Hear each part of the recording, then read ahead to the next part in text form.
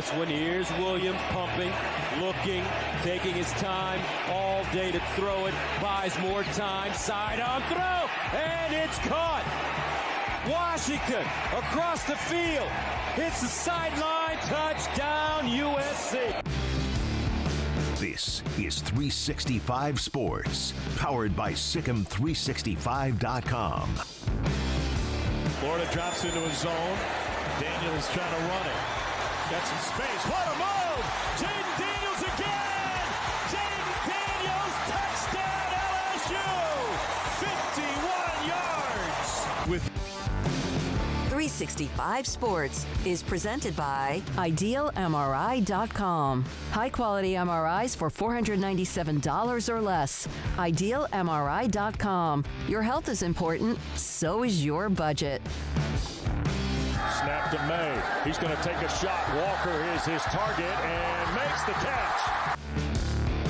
365 Sports is also brought to you by Texas Farm Bureau Insurance, protecting Texans since 1952. J.J. McCarthy looking over the middle. Caught! Touchdown, Wolverines! Roman Wilson. J.J. McCarthy threw that one off his back foot. Have you subscribed to our YouTube channel?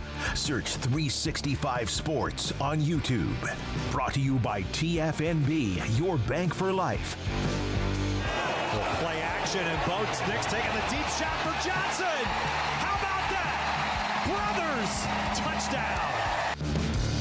365 Sports is turbocharged by Unite Private Networks. Find out more at uniteprivatenetworks.com.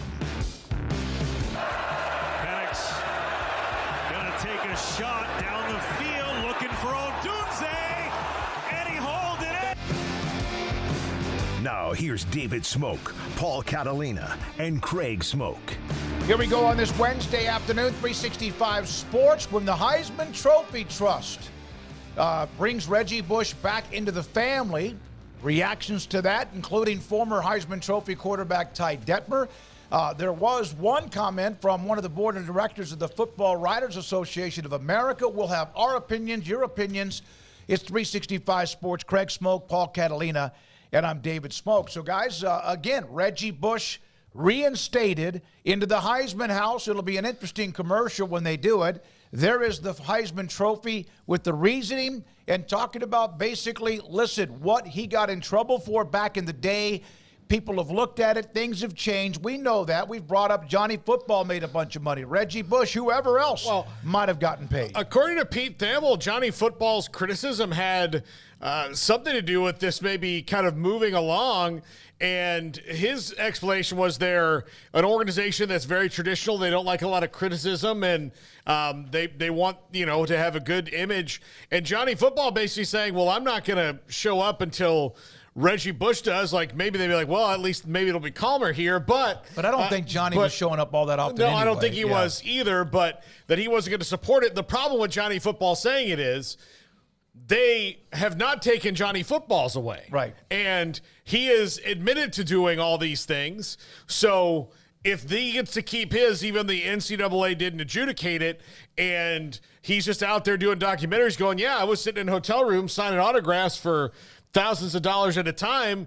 Well, that looks pretty hypocritical on them, especially just with the extra benefits issue being at the core of what Reggie Bush's Heisman was taken away from. This is really good news because it just gets out a thing that doesn't fit into modern college football and moves it on down the line.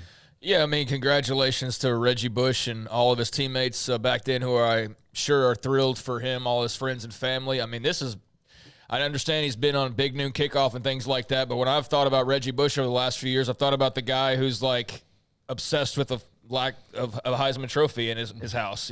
That's been his big fight ever since it was taken away. I understand why. He earned it, and, yeah, the rules were different back then, but they are changed now, so I have no issue with the NCAA, or in this case the Heisman Trust, deciding it's a new era.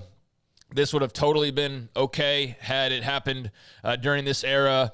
It's one of those things where rules are rules, but this is not like life or death. So I don't think it's that big of a deal if they decided to say, you know what, it is a different time, and looking back on it, that decision doesn't make as much sense as it did when it actually occurred, and the things that you were accused of were against the rules. So it's the end of a long saga for Reggie Bush in particular. I feel like, I don't even know the guy, but I just feel like this makes him whole in some way, because it was so obvious how much it bothered him that he didn't have it. I mean, every time you saw him, that's kind of what he was probably almost talking about always. And so I can't even begin to imagine how he's feeling today. And it does feel like the Heisman house is now complete, I guess, once again. And I'm sure that the advertisers will have a whale of a time getting him involved and having him interact with Johnny and various others. I wouldn't give just Johnny the bulk of the credit. I mean, he had the most recent comments, but several other Heisman winners have been outspoken about, you know, the same thing of that they would have given him his trophy back at this point. But Johnny definitely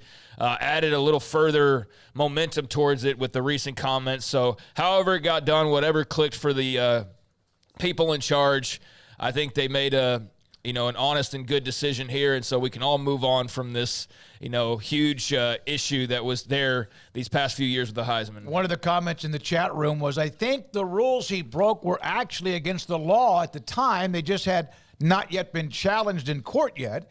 And I agree. That's why I put this up on Twitter just to be flippant, that all of my tickets from back in the day on the Department of Public Safety and DPS, et cetera, of doing over 55 or 65 or even 70 miles an hour. It's now in some cases 75. And a guy popped back to me in Oklahoma. That's like it's all different. I was just joking. Well, as look, known for what I do on the highway. Here's where you're going to run into a problem. Most of your tickets are not for going 75, which is now the new season. So, like, your contention to be the same legally, and see this, and this, I'm saying this as your lawyer here, is that you've committed a crime that is no longer a crime, but it is still illegal to go over 75, which is what most of your tickets are. Yeah, I've had a couple for. of those, and I'm not real proud of them, but I did. I had a couple of them, including when I drove back the time we went and stuck ourselves in Midland, Odessa. Here's the thing about that, and it's why I basically avoid Twitter. I just don't even want to interact with the confusion of it all. This isn't really a big deal. No, it's not. This is not life or death. So, I understand the point, and I understand those that even say, I shouldn't have ever given it back. He cheated. He broke the rules. He broke the law, whatever you want to say. And I can see that side of it. And I was that way. When they decided we're not giving it back, I was not planting my flag and saying this is the way it's got to be, but I thought, you know what, that's the way the rules were. If you don't give it back, I totally understand that. I know why it wouldn't be popular publicly, but I totally get that. And had they never given it back to him, would I have thought that's kind of screwed up? Maybe a little bit, but would it have, kept me up at night where I think it was some grave injustice? Absolutely not. But on the same token, they decided to give it back to him because it's just a different way of doing things now. Fine, great. I mean, he earned it on the field. Nobody's going to deny that.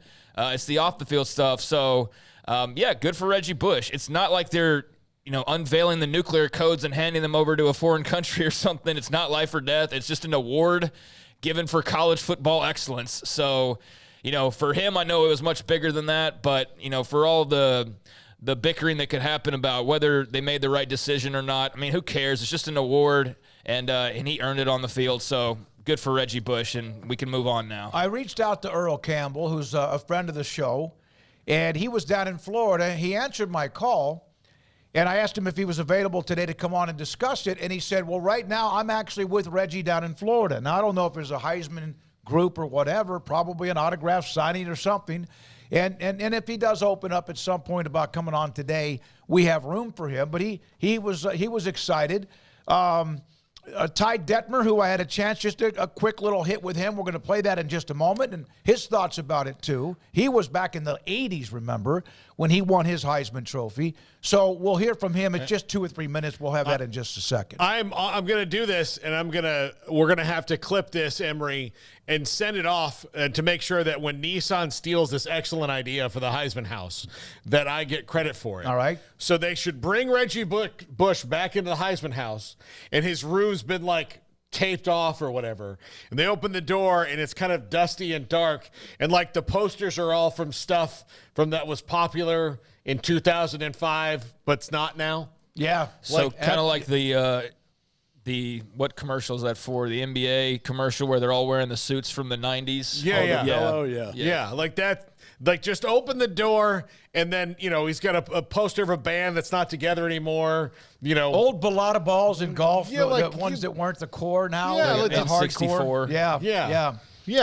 That, and then I thought it was kind of funny. Here's Johnny Manziel, and then I get another reaction to that news from today. Here's Johnny Football saying, if you guys need anything from me today, I'll be watching 05 Reggie Bush highlights on repeat.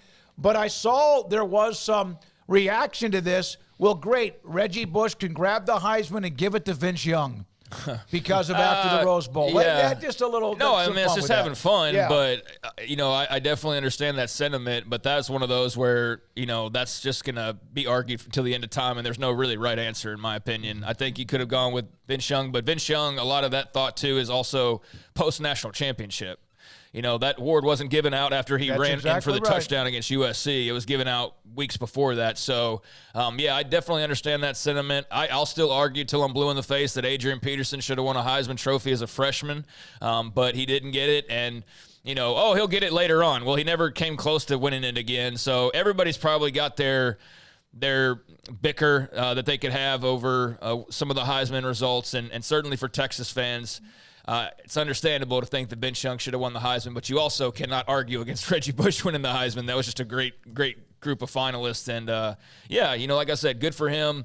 If this was, something more serious, then I'm sure there'd be some more hotly contested debate over it. But given the fact that it's an award and we're so many years removed, I think everybody can move along now and get on to the next, big travesty or big controversy when it comes to college football decisions. So I reached out to Ty Detmer. He was going to be in meetings when we're on the air. Not a lengthy interview. This is about 3 minutes with him, a former Heisman winner. And here's that real quick conversation. Ty, your reaction to Reggie Bush in the Heisman?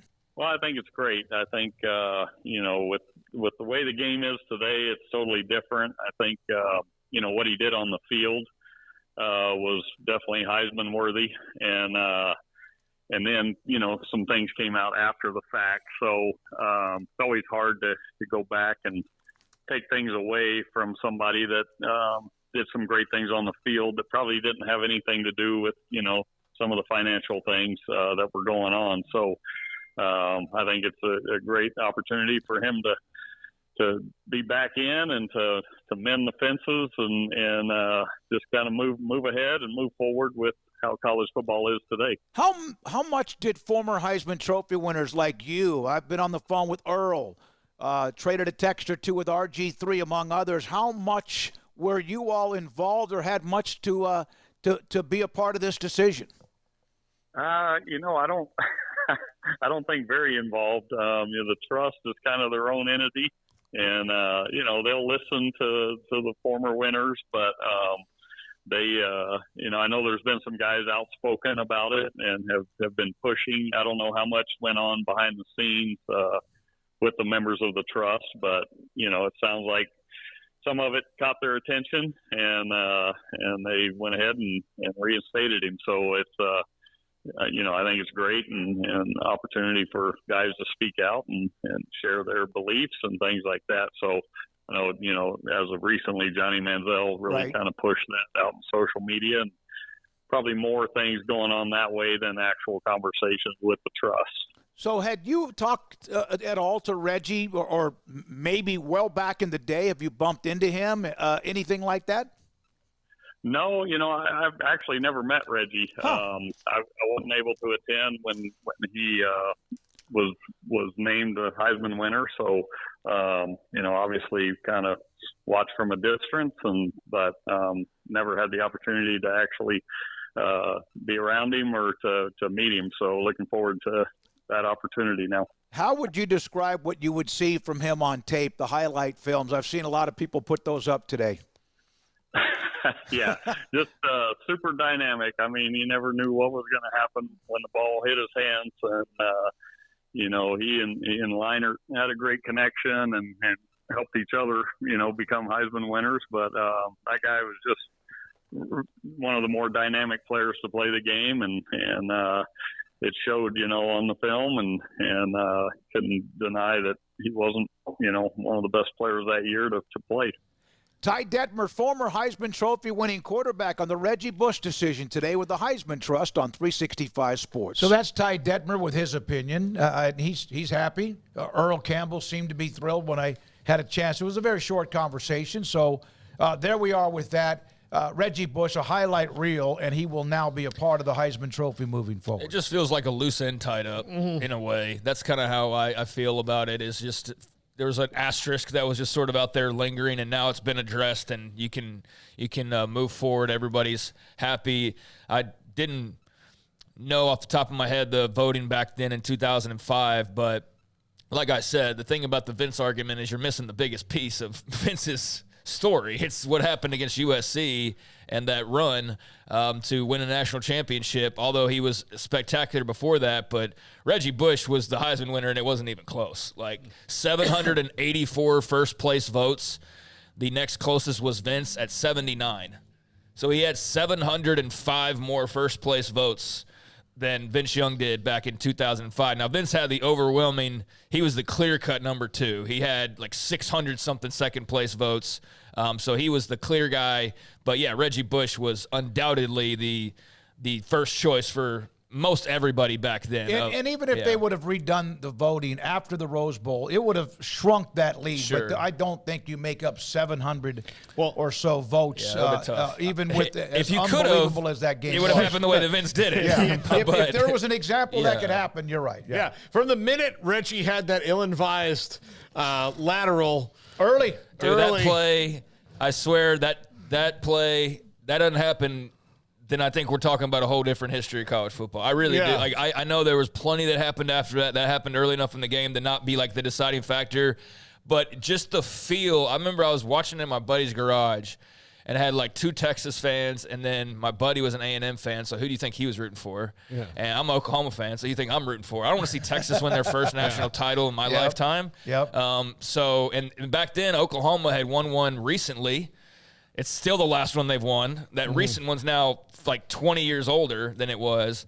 But Reggie Bush laterals, and I don't know. I just felt like everything changed, man. Everything changed. It gave Texas a little bit of adrenaline and hope, I guess, in the game. Oh, yeah. And where if he just goes down, and he probably would have gotten about 7-8 more yards. Moving the ball, yeah. Yeah, if he would just held on to the ball, that would have maybe demoralized Texas a little bit more. But and there were, like you said, there are a lot of other plays. Well, later on, the 4th down call, not giving it to was Lindell White. That can be questioned as well. But yeah, that Reggie Bush one, that just felt like the all flipped. Yeah, I watched the game. It was my first year in radio. I watched the game at the Texas Sports Hall of Fame. We did an event for the Texas X's, and it's interesting when you find out in this world what hell would be like for you is watching a game that a team that you have grown up despising win the national championship with their fans. So I know that if I wind up in the fiery depths of hell, that day is going to be repeated over and over and over again. Yeah, it was 7-0 USC when that lateral that was eventually recovered, as you guys remember, by Texas, and they then went on to kick a field goal. But that in the 4th and 1 with Lindell White getting the ball, not Reggie Bush even on the field as a decoy. Texas won that game. They earned it. There were a couple of things early. You never know how sometimes it can change, because that was like the video game of what Reggie Bush was like, and in that case, the toggle screwed up. He had done it before in high school. I remember that being a big talking point, and there's even I haven't watched the play in a really long time, but I seem to remember there was a conversation about whether it was a forward pass or not. I don't remember getting into the weeds on it, but I remember that being part of the conversation. I remember the part about he had done that in high school, and then just the whole conversation revolving around the decision. Yeah, but there's a couple things that USC could take back from that game. Just like, everybody who's played a national title game and lost one has something they can point to as well. But turned out to be great for Texas, and they had an awesome team, and they obviously took care of business the rest of the way, because there was more to it than just that play. But that one, I still feel like if he doesn't do that, I've convinced myself that USC wins that game, and history is a lot different, but we'll never know. Yeah, you never know. So there he is. He's back in the Heisman Trophy Trust. We'll have Ross Tucker on from CBS Sports. He does college football, the NFL, the Ross Tucker podcast. He's even a part of the Eagles broadcast in the NFL. He'll join us today at 3:40. Well, what's up to chat? I haven't said what's up to chat in a while, but I'd be interested to know what they feel like because I think most of them are pretty good with it. I've glossed over Twitter. I have my own opinion, obviously, on it. So, yeah, Chad, if you want to chime in on whether you think it was the right decision or not. I think mostly people are like, all right, cool. And it's not, the biggest deal in the world, but it is a big deal for Reggie Bush and for USC. Yeah, most everybody's for it. There was the one about what he did then was, of course, against the rules, but it's changed. Justin McGuffey, Manziel Party House commercial. Oh, man. Good for Reggie from Paxton. He has his Heisman Trophy. Yay. It feels like he's complete. I would imagine for him in some ways because it was a huge deal, man. That was part of his story. So, yeah, and then the Heisman House, sure, they're going to have him and Johnny interact in some fashion now. And there'd be some spoof off of that with others maybe kind of joking around with it, right? Yeah, probably. So they can do a lot of fun things with that. That Heisman House really is a pretty ingenious advertising campaign they've got there and how they can just change it up every year with a new winner. And I like how they do that all. So, yeah, that'll be fun to see what they do with Reggie Bush. Joseph, or was it against NCAA rules? One of the things that the rule that he broke as well was he hooked in with an agent who set him up with the promise that he would sign with the agent when he entered the NFL. So that was one of the other ones. That was really, it was a house and all that. There's a lot of different things. Now, there were other things I think he got at USC, and there was some benefit to USC, but that actual thing was not really a benefit to USC. It was a benefit to the agent. Yeah. But college football since 1950s has been rife with recruiting scandals. Good for Reggie. That's from UT Parking. Reggie earned the Heisman on the field. He's the most electric player I've ever seen on a college football field. That is from UT Parking. Yeah. He's right there, man. I'm trying to. I don't even doubt that. I'm just trying to think who else you even put in that conversation with him because he was special. And then Paxton, and again, others make this note. Why do they not wait till after the bowl games? Because there's that tradition of when they have it. And I don't think they're going to change it. But again, in this day and age, who knows? Adrian Peterson absolutely should have won a Heisman. He's one of two players that could have gone from the NFL straight out of high school. Yeah, people say that. And people said that. People said that back then. If anybody was equipped to do it, I think he was the closest to it that we could have seen at that time. I don't know if it would have been successful. I do think the college game geared him up to be ready for the NFL, but he was pretty spectacular and just a different dude out there on the field. I mean, he looked like an NFL running back had gotten, like we saw Derrick Henry out there, this is not the same as Derrick Henry, but just like that guy doesn't belong here. He should be in the NFL already. Kind of that feeling. But yeah, Adrian, that freshman year, I really got my hopes up that he was going to win. Not just the Oklahoma thing, he was an East Texas guy. He's about my same age. So it was really cool. And then sure enough, they just got caught up in the whole Matt Leinart, Reggie Bush, Jason White. Did you think that had a lot to do with it? That Jason White and Adrian Peterson split some of those votes? I don't know. Because it was close between him and Matt Leinart. Yeah, it was. I felt like the biggest issue was that they thought he was just going to be back. I think voters were like, I know, but I do think there was some element of I'm not saying this is the main reason, but I do feel like if people were on the fence, they're like, well, Leinert's on his way out. Adrian Peterson will be back in here. He'll get his other crack at it. And I don't know how true that is, but I do think there was some of that. But you can't really say that he and Jason White split each other because then Reggie Bush and Matt Leinart would have split each other. Yeah, right. And one of the things I think, if anything, it was the big LA. USC's hot again. Yep. Carson Palmer just won a Heisman, so they were kind of a Oklahoma was hot as a brand too, but there was something a little bit different about Leinart, that year. In this day and age, and fortunately, since I was able to be fortunate to be able to vote, you don't have to deal with that anymore. Well, he's going to be back next year because you don't know if he's going to be back next year, even with the new rule changes. The thing that's crazy about that is it is sports writers who vote for this thing, and they should know more than anyone that sports is fleeting. I'll never forget hearing Derek Deese and William Floyd. They told this to you and Q at the Super Bowl. I want to say that was in San Francisco. They were sitting down and one of them asked about, when they were in the Super Bowl. Well, they were both in their, I think Derek Deese was in his second year and William Floyd was a rookie. And they just thought that they were going to go to, 10 Super Bowls in their career because that's how it worked out. They went to the 49ers and then they never went back. You can't he'll have another opportunity, man. Well, there are some great athletes that have had great seasons and their teams never got back to those points. So you gotta maybe not look at that. And you know what? History plays with your mind, man. man. I just went and looked again because it's been a long time since we looked. I forget what I said about Adrian Peterson and being a freshman because Matt Leinart was just a sophomore. He's a sophomore. I didn't realize that. I thought he was at least a junior. So I see, that's, you tell yourself something and you just move along in life just thinking that's the way that it is or the way that it was. And sometimes you realize years later that you've been wrong. So, yeah, I thought Matt Leinart was at least a junior that year. So, but I remember hearing that at the time about Adrian Peterson being a freshman. So maybe that was one voter that felt that way, and I just happened to catch that. But I do think there was some of that. At the same time, though, that was such a group of guys that it's like pick your poison. But I will always feel like Adrian Peterson deserved the Heisman Trophy that year. Absolutely. All right, there's a couple of others. This is from a Football Writers Association of America Board of Director, Tony Siracusa, not the former player. What he did then, taking gift from an agent in order to sign with the same agent in the NFL, is still illegal today, but whatever. So not everybody, and he brought up what I did. One of the biggest parts of that was that he took money and also was set up by an agent, promising the agent he would sign with him, which he eventually was picked by the New Orleans Saints. Here's a note for Oklahoma. Branson Hickman, offensive lineman, hell of a player, committed last night, transfer portal player for the Sooners, and there's a lot more of that to come, of course, as we are still not at the end of the portal window. That will be April 30th. Pete Nakos is going to join us a little after 4 o'clock today on a couple of notes, and even a rule that may have been overlooked on when players can actually enter the portal and leave. That may have been overlooked on that April 30th or those windows that we see, the timelines.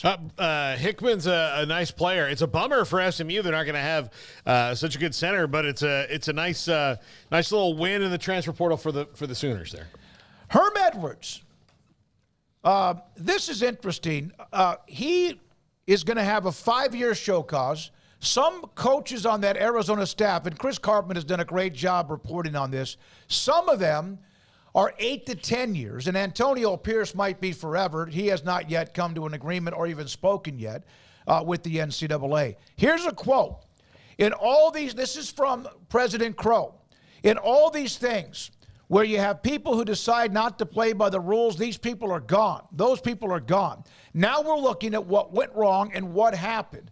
We're still in the thick of that. Coach Edwards has done an outstanding job of upgrading our overall program. We got this group of people who decided to not play by the rules relative to recruiting, and then there's more to that. But the bottom line is Crow backing Edwards and Chris Carpman and others, Stuart Mandel. That was part of a tweet from him. Crow had to know that Herm Edwards was major involved in all of this, and yet they still paid him $4 point some million to walk out the door. Yeah, I think President Crow is probably not long for that job. Whenever he's comes up again because of the way he's mishandled athletics. Now, academics has been under his purview and has done very well at Arizona State, which is why it may not be a big deal, but athletics has been just ridiculous. And then you got a 5-year show cause on Herm Edwards, who's not going to go back to college coaching. No, so that was a one-time hit. Yeah. That's not really something that worry about, but he's still got the money. So, he wins over Arizona State in that regard. They paid him $4 million, and he's got a show cause, and they've got some of these other penalties that they've had, and all the coaches are gone. Antonio Pierce is in the NFL. What? He's a head coach in the NFL. He's the head coach of the Raiders. So, some other guys are on NFL rosters too. What happened to the people that did this? Him kind of sweeping that under the rug. It just shows the problem with the whole system. Yeah, there's something rotten there in Tempe. They need to carve that out and get rid of it, and I think that's probably going to happen here sooner rather than later. I don't know the entire situation about what they're capable of doing and the money involved and the contracts and everything like that, but it's just such a bad look for Michael Crow, horrific look for the football program that it was this is not like anything beyond the NCAA violations, but just based on those alone, it's just a really bad look. Herm Edwards had no clue what he was doing, or what he did have a clue of. He was just breaking the rules like they didn't matter whatsoever. And the fact that he gets to turn around and, is not the coach anymore, but gets $4 million and just goes back to his sweet TV gig is just, it kind of leaves a bad taste in your mouth. Antonio Pierce, like you said, who cares? He can't be an assistant coach in college football. He's the head coach of the freaking Las Vegas Raiders. Yep. What does he care? So, those guys, got punished, but I don't think in any way that's going to keep them up at night. But, man, Arizona State fans are sure losing sleep over all this, I'd imagine, and rightfully so. It's just a bit of a clown show right now, and they're in a lot of upheaval, a lot of changes, and hopefully for them they can get this all sorted out. But, yeah, just an ugly look and a weird way of how all of this was handled, and the fact that the guy who was the culprit's walking away richer than before is just, it doesn't sit right. One guy walked away as the head coach of the Las Vegas Raiders, and one guy has $4 million. Derek Hagan, who got a 10-year show cause, is a part of the Arizona Cardinals staff. One other member who's in the show cause business is with the Baltimore Ravens. Jaden Daniels' mother, and I saw where people were on Chris Cartman for this, which I thought was completely unfair, and not because he's been a great guest.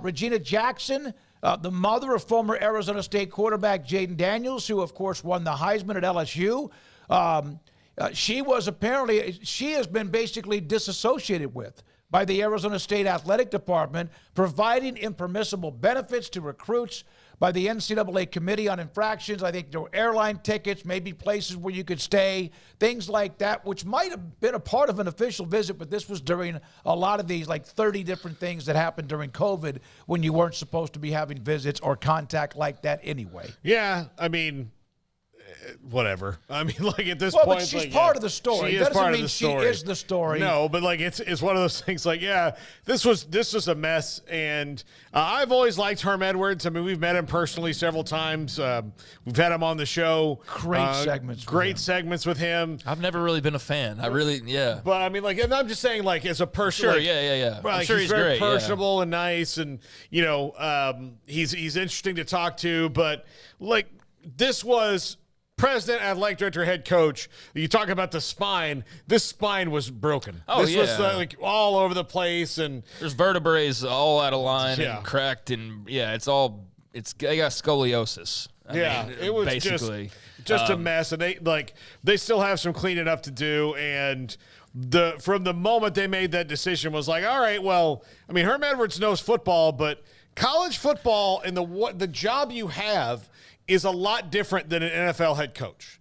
It's not the same job. Like, it's in the same field, but it's like being a heart surgeon or a neck surgeon. Like, nobody really does both. You do hearts, you do necks. You don't do both. Yes, you're both surgeons, and yes, you both cut people open, but when you do that, you're in a different spot. Yeah, well, he's not going back. We know that. He's an analyst and will remain that way until he decides to get out of TV or they ask him to. Yeah, and I should clarify my comments. I wasn't a big fan of his hire, and I remember the co-host I had was, and couldn't understand why I wasn't high about it. And I don't know. I think there's reasons why or whatever, but I just never loved that hire. And I'm not going to say, though, that I predicted this, like all this mess. But, yeah, that's not a very memorable run for Arizona State, and now it could lead to further changes and has led to a bunch of them already. So hopefully they can get their act together and get sorted. There's a lot going on with those Arizona schools. They got a lot of things, moving parts. Messy stuff. But as far as the Jaden Rashada thing, people were coming back at Chris Cartman because the timing like he's supposed to not report this week because Jaden Daniels is getting drafted high. Yeah, not Jaden Rashada. Jaden Rashada. So no, Jaden Daniels. You mentioned Rashada at the beginning. Well, I'm talking about Jaden Daniels. Yes. Yeah. Okay. And his mother's who we're talking about, right? Yeah. So I'm talking about Jaden Daniels, and the fact that people were giving backlash is because he's getting drafted this week, and they felt that the timing wasn't kosher because why are you dropping this now when he's about to get drafted and like it's some big idea that Chris is dropping this to take advantage of the draft coverage and all that. And like I know that there are reporters that do that. I also think that our society as a whole has a really twisted view of all media now.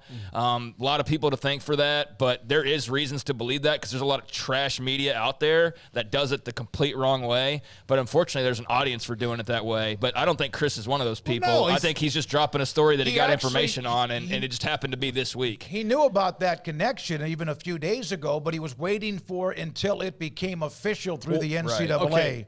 I got two or three college basketball notes, and then we break for Ross Tucker. If Jaden Daniels drops below the 4th pick in the draft, it won't be because of this. Oh yeah, no. Then I'll change my tune on this and be Chris Karpman was the head of the snake of getting Jaden Daniels bumped down the line. It's not. No. This is not Laramie Tunsil with a gas mask. This isn't Leo Collins. This isn't some kind of injury that he's been hiding. This was his mom gave some plane tickets and dinners to people.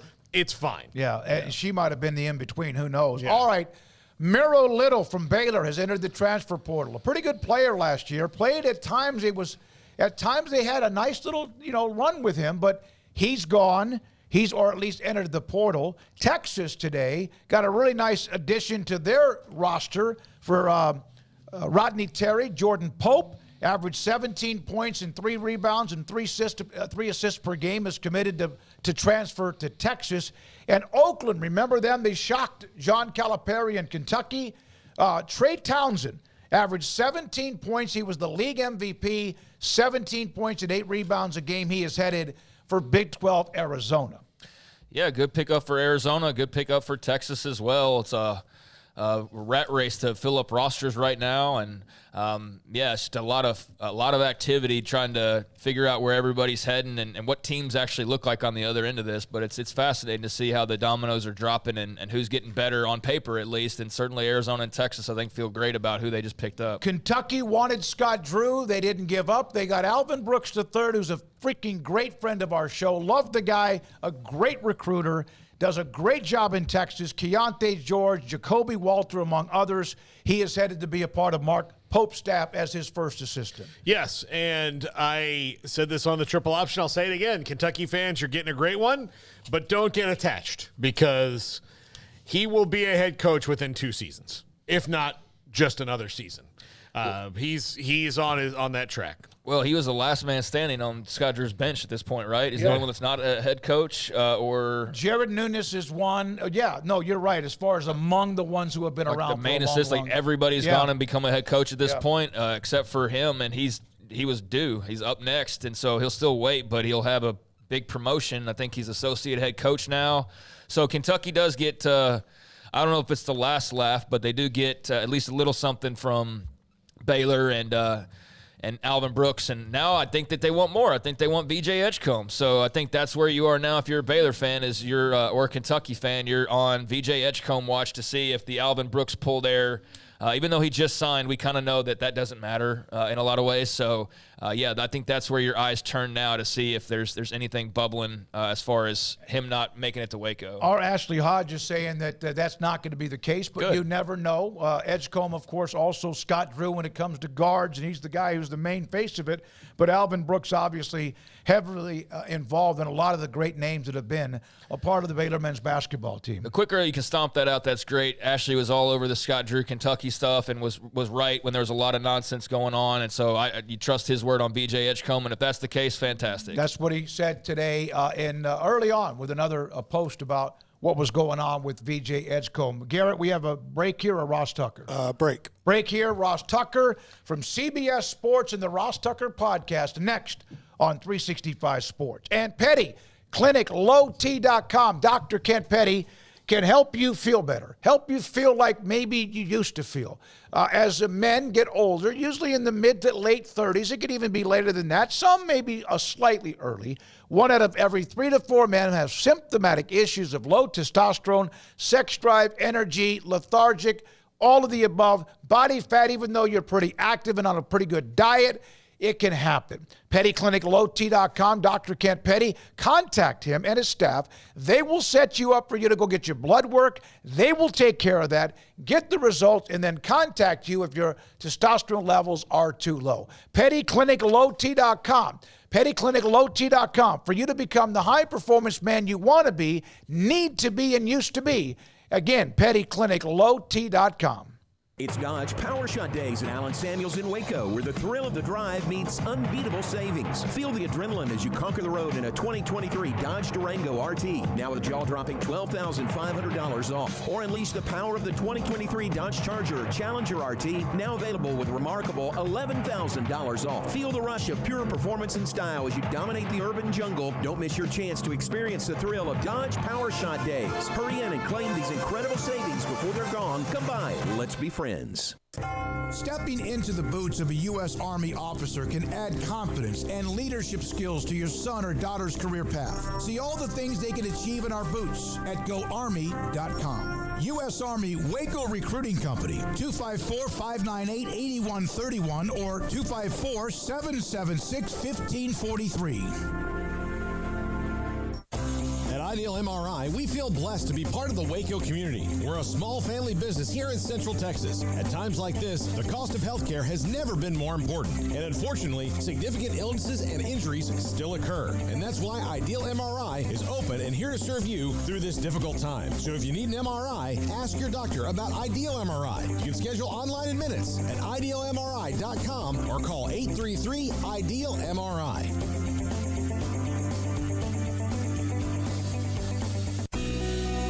Johnson Realtors guide you seamlessly through the process of buying your dream home or selling your current one. Commercial, farm and ranch, or residential, Camille Johnson Realtors can smoothly and successfully lead you through any transaction. With a team of 28 experienced agents who are excited about serving you, Camille Johnson Realtors services the entire greater Waco area. If you're in the market to buy or sell, contact Camille Johnson Realtors, 104 Midway Center in Woodway, or find them online at www.camillejohnson.com. Camille Johnson Realtors, elegant, charming, warm. Welcome home. Parenting is full of surprises. You never know what to expect. So after our son was born, I called my Texas Farm Bureau insurance agent to set up a life insurance policy in case something happened to me. Sawyer is now 2. And we'll soon have a sister. There's no one else I would trust with protecting my family. Stop by and see our agents at one of our 3 McLennan County locations. Coverage and discounts are subject to qualifications and policy terms and may vary by situation. Baylor alumni are more than 160,000 strong. When we all join hands to support our university, we don't just move the needle, we move mountains. Working together, we create life-changing opportunities for students on the field, in the classroom, in the laboratory, and in life for generations to come. So get connected, get involved. Learn how at baylor.edu/alumni. Let the journey to financial brilliance begin with Genco's limited time offers. Max your earnings with a Kasasa cash account and get paid monthly with a 4.25 APY. That's $425 annually. Then invest in a 13-month share certificate and earn 4.9 APY. That's $529. Earn cash and outshine the rest. At Genco, we offer you the sun and the moon. Kasasa based on average daily balance of $10,000. Certificate based on $10,000 investment. See GencoFCU.org for details. NCUA. This is 365 Sports. The 3 o'clock hour is sponsored by Waco Custom Marketplace. Meats, sweets, Texas treats, and a cut above the rest. 425 Lake Air Drive, Waco. He is a busy man. Former NFL player, Ross Tucker Pod. My front page gift, which we're about to discuss with Mother's Day around the corner. Eagles, broadcast, Odyssey, CBS Sports, Westwood One, and more. College football and the NFL. Ross Tucker joins us now via Zoom on 365 Sports with Craig and Paul, David Smoak. Ross, thank you so much. Always great to have you on the show. We will get to my front page, the gift, in just a moment. What are your thoughts about the Heisman Trophy's note today and decision on Reggie Bush? I think it's terrible, David. He's the only Heisman Trophy winner that ever got any money in college or any benefits. There is no way he should be able to have that.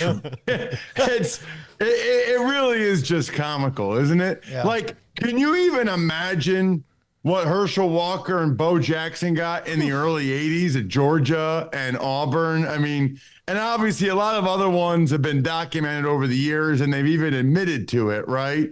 But it's always been comical. I posted that on social media today at Ross Tucker NFL. And of course, 90% of the people thought it was hilarious and they knew what I was saying. And there's always 5 to 10% of the people that don't realize I'm joking. And that's even better. It's like, come on, man. I mean, you really think a guy that's been a football guy my whole life doesn't realize what's been going on with these college players? I mean, the 80s especially. Give me a break. Oh, look, Ross, I can tell you, Gil Brandt told us on the show once after he revealed it in a book that Jeff Perlman wrote about the USFL that he was negotiating with Herschel Walker before the Sugar Bowl. Yeah. Oh, yeah. I mean, so there's so much that went on there. All right, Ross, the draft is tomorrow. Who do you think the 4 quarterbacks will be that go? Will J.J. McCarthy get up in the top 5? That is the question, right? So I feel extremely confident that Caleb Williams goes 1 to the Bears, Jaden Daniels goes 2 to Washington. The draft really starts now at number 3 with the New England Patriots. They could take Drake May. They could take J.J. McCarthy. They could trade down because there's a lot of reports out there that the Minnesota Vikings love Drake May and want to move up for him. I think the expectation is that somebody will trade up to 4 with the Arizona Cardinals for one of these quarterbacks. So I think that's where it really gets interesting. It seems like the Patriots are leaning Drake May. What I find really interesting about that is, I've had all the quarterback gurus, I feel like, come on my show, fellas, right? I mean, it's called the Ross Tucker Football Podcast, but I had Phil Simms watched all these guys. Chase Daniel, Texas's own from Dallas, South Lake Carroll, who just retired. He watched them all. Greg Cosell from NFL Films, Dan Orlovsky, Louis Riddick. What I find so interesting is that there was a consensus. They were almost unanimous that they really liked Jaden Daniels, loved what he did, and they made it sound like they thought he was the best guy, a bunch of them. They really did. But they also all had concerns about Drake May. I mean, they all did. I'm trying to remember off the top of my head. One of them said they were really disappointed watching Drake May. One said he missed a lot of layups. Another called him raw. Another said that the throw-to-throw accuracy isn't there. That's concerning to me, right? I don't pretend to be a quarterback guru. I'm not going to come on your show, David, and say, oh, he's got bad footwork. Like, give me a break, okay? I don't know quarterback footwork. Like, I'm not going to be that guy. But if I trust all these quarterback guys to come on my show and they all say the same thing about 2 guys, I'm going to believe them. Otherwise, why would I even have them on my show? So I think that there's a lot of concern with Drake May. Now, what people have said is they say, oh, he's got some similarities to Josh Allen, right? Where a little bit raw, but the physical tools are there. Well, first of all, Josh Allen is humongous. Drake May's not that big. Josh Allen might have the most ridiculous arm I've ever seen. Drake May's arm is good. It's not that. I think Josh Allen's faster than Drake May. So I think they need to, relax with those comparisons a little bit. But I do think the Patriots, it sounds like if they had to do it right now, they'll take Drake May unless somebody blows them away. Well, Ross, so you're talking to a room that has 3 guys who are Washington fans, and I see a couple of those throwbacks, those very nice Washington throwbacks behind you there. Well, you answered my question. Jaden Daniels, I mean, we know they're going quarterback. He's been the one long rumored, so I guess I don't even have a question. I guess it's just reassuring to hear that there's a lot of smart folks who seem to think he'll be the guy because Lord knows Washington needs it, especially with this new era getting kickstarted. Do you kind of feel that momentum potentially building for that organization for the first time in a while? Yeah, so a couple things. First of all, both those helmets are sweet, aren't they? Oh, yeah, great. Oh my God, they're great. The authentic Washington Redskin originally, and then over there, that was the 2002 season with Spurrier. I think it was like the 70th anniversary of the team or whatever. So I started every preseason game, and we wore that in all the games. It was really I had these awesome gold pants that go with it. It was awesome. By the way, how are there so many Washington fans in Waco? How'd that happen? Hey, well, I spawned one of them. I didn't, but I guess I did. Because you know what? That's who we are, and we're not changing. I love it. I love it. I always ask you this. Yeah. I always ask this. Waco, okay? Give me the percentage Cowboys, percentage Texans, percentage other. Well, I'd say 95. We're transplants to here, so we're not. So we're probably throwing. We're probably throwing off the averages a little bit. So I'd say like 95% Cowboys in this area. I would say 95% Cowboys, 4% Texans, 1% other. Yeah. And you guys are the 1% guys. I'm a 95er. Yeah. I'm a 95er. Oh. I just our producer, Craig, and me, we are the lifelong Washington fans. So, the Jaden Daniels thing, the thing I think is interesting there. So everybody, by the way, loves him. Chase Daniels said he's the best progression reader coming out of college he's seen in years. We all know that he can run. I mean, everybody can see he can run, that like the Florida game. But to hear them rave about him as a pocket passer, I thought was really impressive. I think he might be a better prospect than Caleb Williams, but he might need to get a new agent. I mean, I don't know what his agent's doing on social media, criticizing the Commanders' pre-draft process. How does that help you at all? I mean, this is like amateur hour to me. This is the team that's going to draft your client. Why have any negativity going into it? Why have anybody think that he doesn't want to go there? Why have anybody thinking that you're criticizing him before they even draft you? It's a clown show. It really is, and it doesn't make sense because that's where he's going, as you said, and that could also just kind of alienate just a handful of people. Obviously, he plays well and they win. They'll love him forever.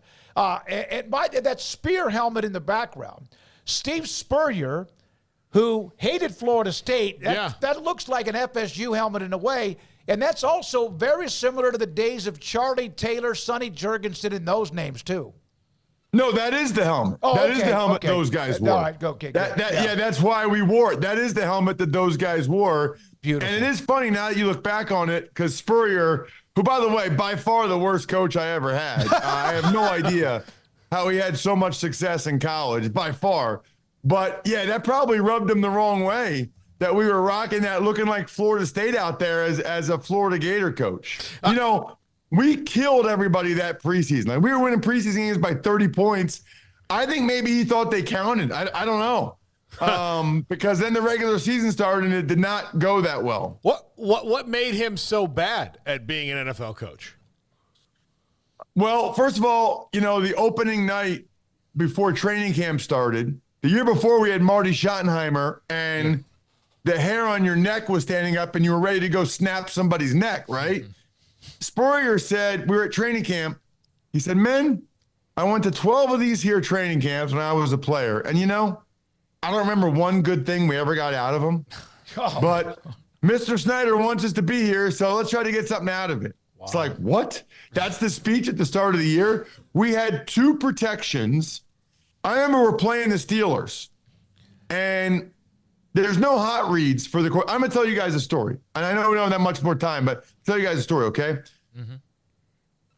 Patrick Ramsey is starting for Washington, for the Redskins at the time, 2002 against the Saints. He's a rookie from Tulane, okay?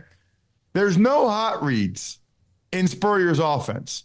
The quarterback's supposed to audible or quote-unquote make a play, right? So we have this protection on where we slide the line to the left. And the Saints look like they're bringing a blitz from the right. So Spurrier's on the sideline yelling, trick. Ramsey looks over and he goes, Ringo slide, which meant we slid the line to the right. Patrick looks at him and goes, okay, Ringo slide. As soon as he says that, the Saints rotate out of it. That guy just drops back. The other guy on the other side drops down. And Spurrier says, Patrick. Ramsey looks over. Go back to blue side. Ramsey goes, okay. Delay a game. I mean, I'm sitting there thinking, what are we? Like, my high school was more advanced than that. Like, we're yelling from the sideline, the audibles. Like, are you kidding? This is like junior high football at this point. That's awesome. Ross, myfrontpagestory.com. If you want to, we've done this with you during these special occasions, and yet again, Mother's Day around the corner. Best Mother's Day gift ever. David, I know with your writing background, you can appreciate it. We try to hire you, but you're too expensive. Oh. You talk to one of our writers on the phone for 10 minutes, tell them how great your mom is, you want to get it for your wife, whatever. They write the most unbelievable story. And as you can see, for those of you watching, it is framed, it's beautiful, pictures of your mom or your grandma with the kids or the grandkids. I've seen so many videos now where the moms burst into tears. It's unbelievable. Moms are everybody's first round pick. Mm-hmm. So get them the gift they deserve. myfrontpagestory.com. myfrontpagestory.com. They will absolutely love it. I'd be shocked if they didn't. And like my mom, they have it hanging up in their house. So it's a daily reminder of how much you love them. Good deal there, Ross. Appreciate that, man. I do want to squeeze in one more question here because you provided us the insight that all your guests have had on the podcast and the people that you've talked to. When it comes to wide receivers, because that's clearly what's the deepest in this draft as far as the offensive talent goes, do you feel like with that top group you kind of just close your eyes and throw a dart and you're going to end up with a stud? I know it's more complicated than that, but, man, is it a deep group this year? Well, especially the top three guys are like top 5, top 10 caliber players. And that's really, really impressive. I'm still a Marvin Harrison Jr. guy. I do believe in the size and the bloodlines. And, you know, I'm from outside of Philly. He played at St. Joe's Prep. And that kid's been a pro since he's been in high school, you know? Whereas there's some whispers out there that I've read some reports about Malik Neighbors and, you know, concerns with professionalism or whatever.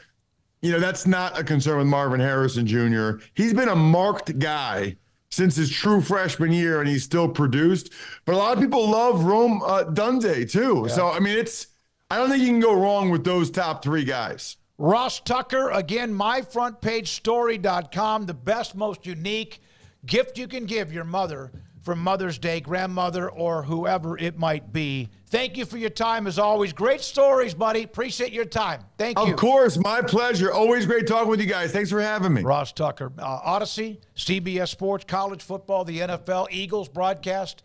He's loaded up Westwood 1, too. Yeah, I should probably rephrase that. The top three are just like, oh, we didn't get a Dunze, but we'll get Malik Neighbors. Oh, we didn't get Malik Neighbors, but we'll get Harrison, you know, and I know that Harrison's likely to go off first, but I'm excited to see where those guys land because they're just stars. Like it just feels like they're stars. And so wide receiver is going to be deep every year from now on because that's the offenses. Like it's always going to have to be deep, but he's right in that. Like those three in particular, though, are like, I mean, I don't know how you get much more elite than that as far as the first 10 picks and the amount of wide receivers that could be involved there. You know how good Rome Odunze is that he had two other guys who were like top 50, 60 picks on his team, and he is that much better than them. Like, they would probably even tell you that kind of thing. He is so good.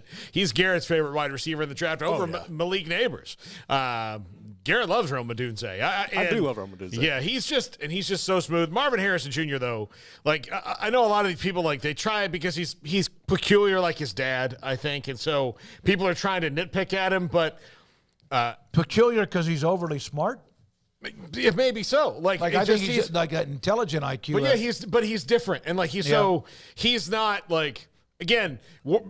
He's a little bit different, so I think people pick at that a little bit. But Kyle McCord in Ohio State would have had a drastically different season if Marvin Harrison Jr. didn't exist, even with all the talent they have. Because in those moments where their offense wasn't really humming last year, there were always just a Marvin Harrison Jr. play away from like, oh, okay, here we go.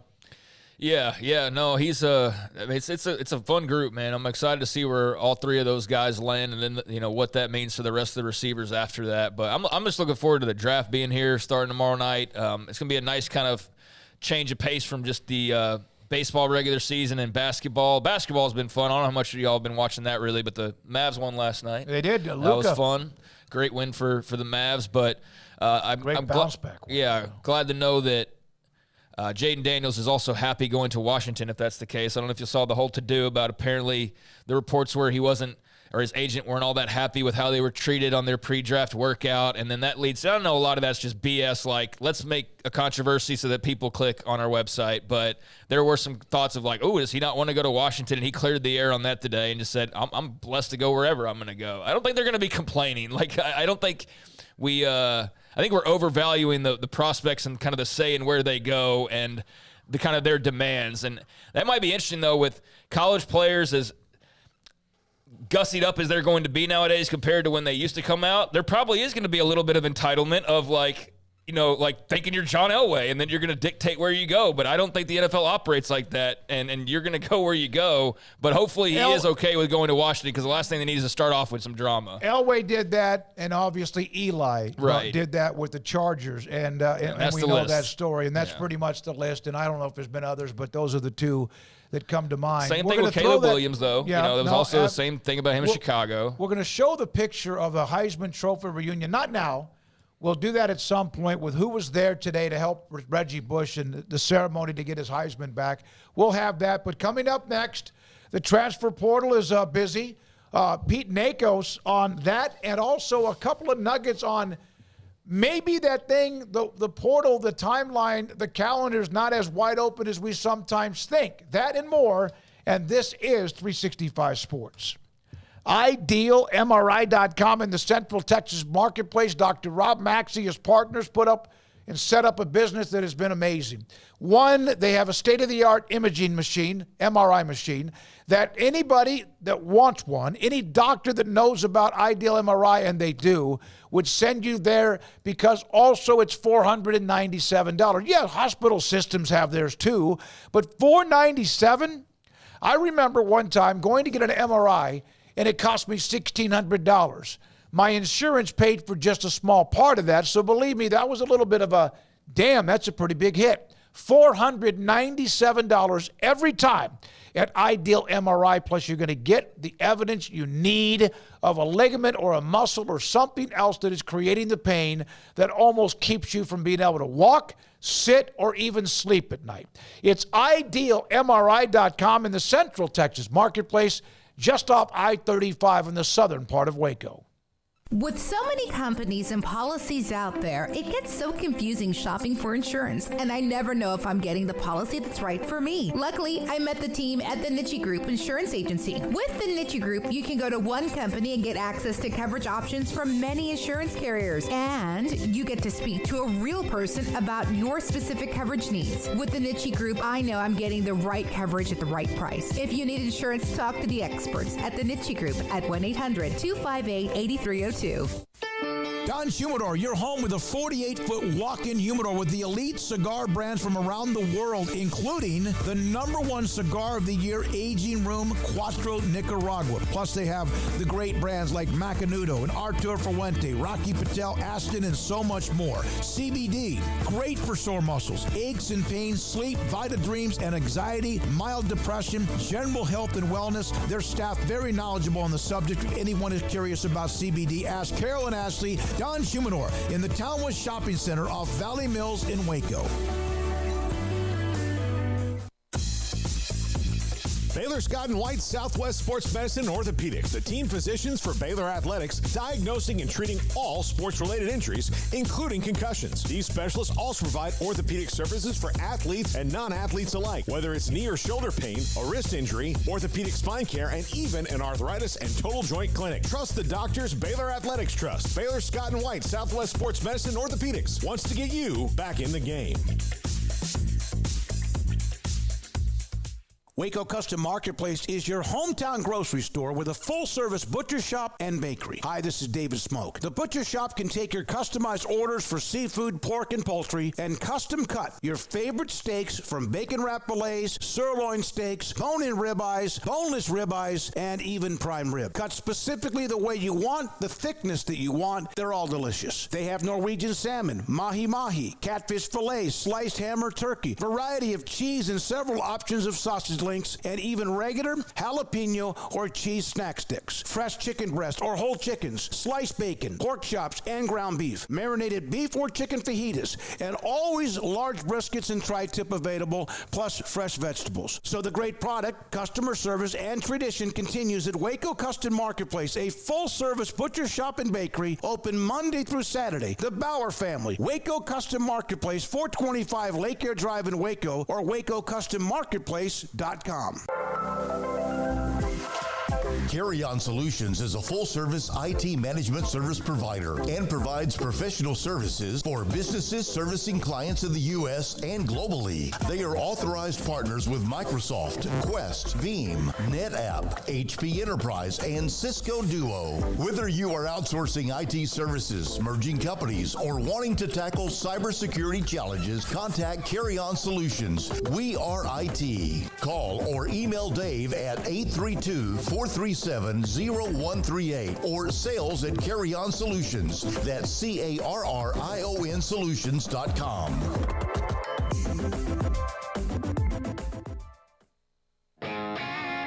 This is 365 Sports, powered by Sikkim365.com. Enjoying the show? Hit the like button and subscribe.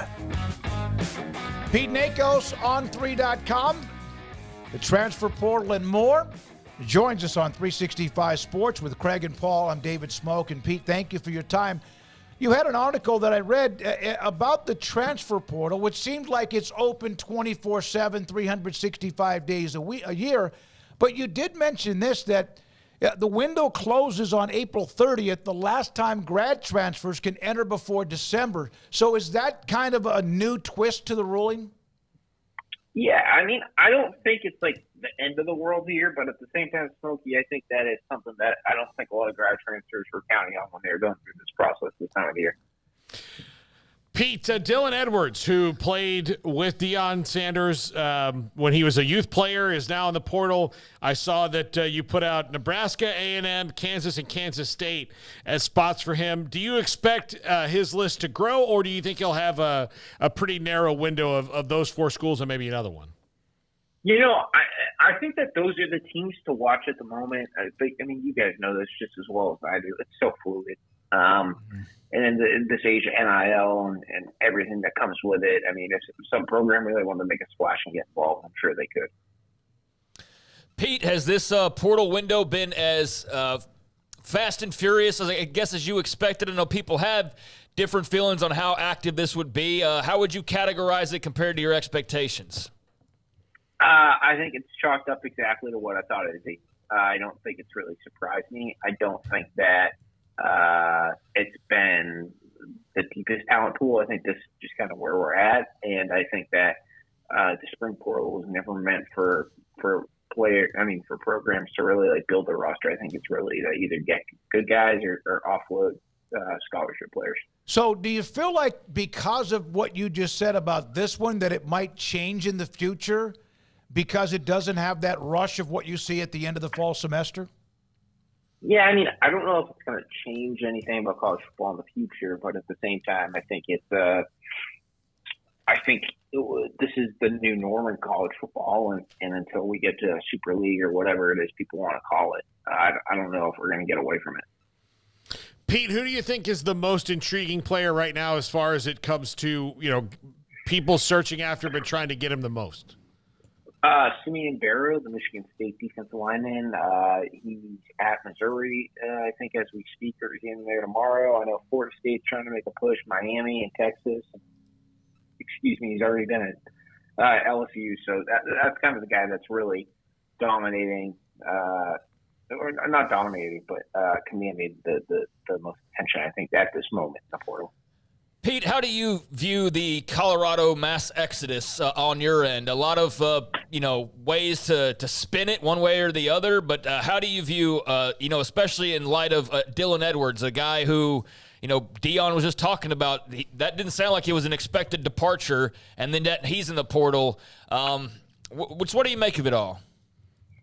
I don't think that the departure of Dylan Edwards, I think that was a surprise. All that said, though, I think that a lot of the guys who've left in the spring window specifically, only a handful are really going to be contributors in 2024. And when I talk about Colorado at this point in the cycle, I think I talk more about all they've been able to add. I think they've added some really good pieces recently.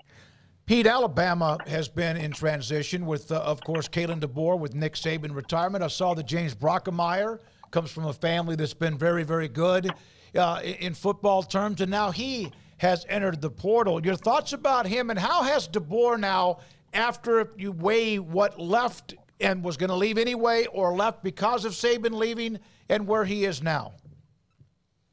I think that he has I don't know if I thought more guys were going to enter. I really don't. But, like, today was the second guy went in. I'm kind of I don't know if I thought a bunch of the family guys were going to leave. At the same time, though, kudos to him for identifying a couple positions that they knew they need to get better at. And I think they've done a nice job. And you get Graham Nicholson, the reigning Blue Crows Award winner. I mean, if you got to find a kicker, guys, I think that'd be the best option available. So I think they've knocked it out of the park in terms of retaining their roster and then also making sure that they address some areas of concern. Do you think it's accurate that that there's teams leery of Jaden Rashada? I mean, Georgia's clearly after him. Georgia's interested. There's other big programs that are rumored to have some interest, but I guess just what do you make of the attention for a Jaden Rashada, and is it more or less than perhaps you anticipated? I'll be honest with you guys. As we speak in the last 3 minutes, I just logged a prediction for Jaden Rashada to become a Georgia Bulldog. Okay. I think that this visit has gone extremely well from multiple sources. I know that they still need to talk NIL dollars, but it's been made extremely apparent to me that this is not Jaden's high school recruitment, and I think that NIL is not going to be the end-all be-all, and he really just needs a spot where he feels like he can develop for a couple of years. Pete, So wait a minute. Wait. So you waited until our segment so you could give us the news on Jaden Rashada. Yes, I thought it would time up perfectly, don't you? Yeah, we certainly appreciate that. Yeah, we certainly did too. Which team has done the worst so far, in your opinion? The worst? I don't know. I think Michigan State's lost a lot of young talent in the last 72 hours. That's really surprised me. I think that they're one team that I'm maybe a little concerned to see how they fill some holes. And I know they got Aiden Childs, the young quarterback who followed Jonathan Smith to East Lansing. But I think that they're going to have some holes they got to fill, and I don't know if they're going to have enough time to kind of do it all. Louisville lost 4 guys in the portal that all came in the December window. What went behind? They still did really well in the portal, and they'll still probably continue to, but Penny Boone, Tyler Barron, a couple others all left. What do you think happened there that in that very short amount of time those guys decided they didn't want to play for Jeff Brom anymore? I have had a lot of conversations with folks at Louisville in this week, I'd say, and there's some guys who've gone in the portal that, to be honest with you guys, they just didn't want anyone. They thought they weren't really the right fits for the locker rooms. I'm not going to name names on here, but I think that some of the losses, while surprising, were not unforeseen in the Cardinals locker room program. Pete, I know it's been a few days since the story came out, but it seemed pretty significant, and it's an NIL story. Memphis getting the huge investments from FedEx, $25 million to use on NIL over the next 5 years. We know Memphis is in that weird spot of on the outside looking in of the power conferences, but always feeling like they, will maybe get that call one day. This would be a nice step towards just everything improving, but what do you make of that commitment, and how does it kind of stack up in the grand scheme of NIL movements going on right now? I think everyone always tries to compare NIL dollars to like the top dollar, which is Oregon and Texas, and I don't think that's the right way to look at it. I think that Memphis got a really important $5 million annual commitment from FedEx that's going to elevate what the Tigers are able to do at the Group of 5 level and really help Memphis become maybe one of the more attractive landing spots for athletes when it comes to the American Athletic Conference, and I think that's the way you have to look at it.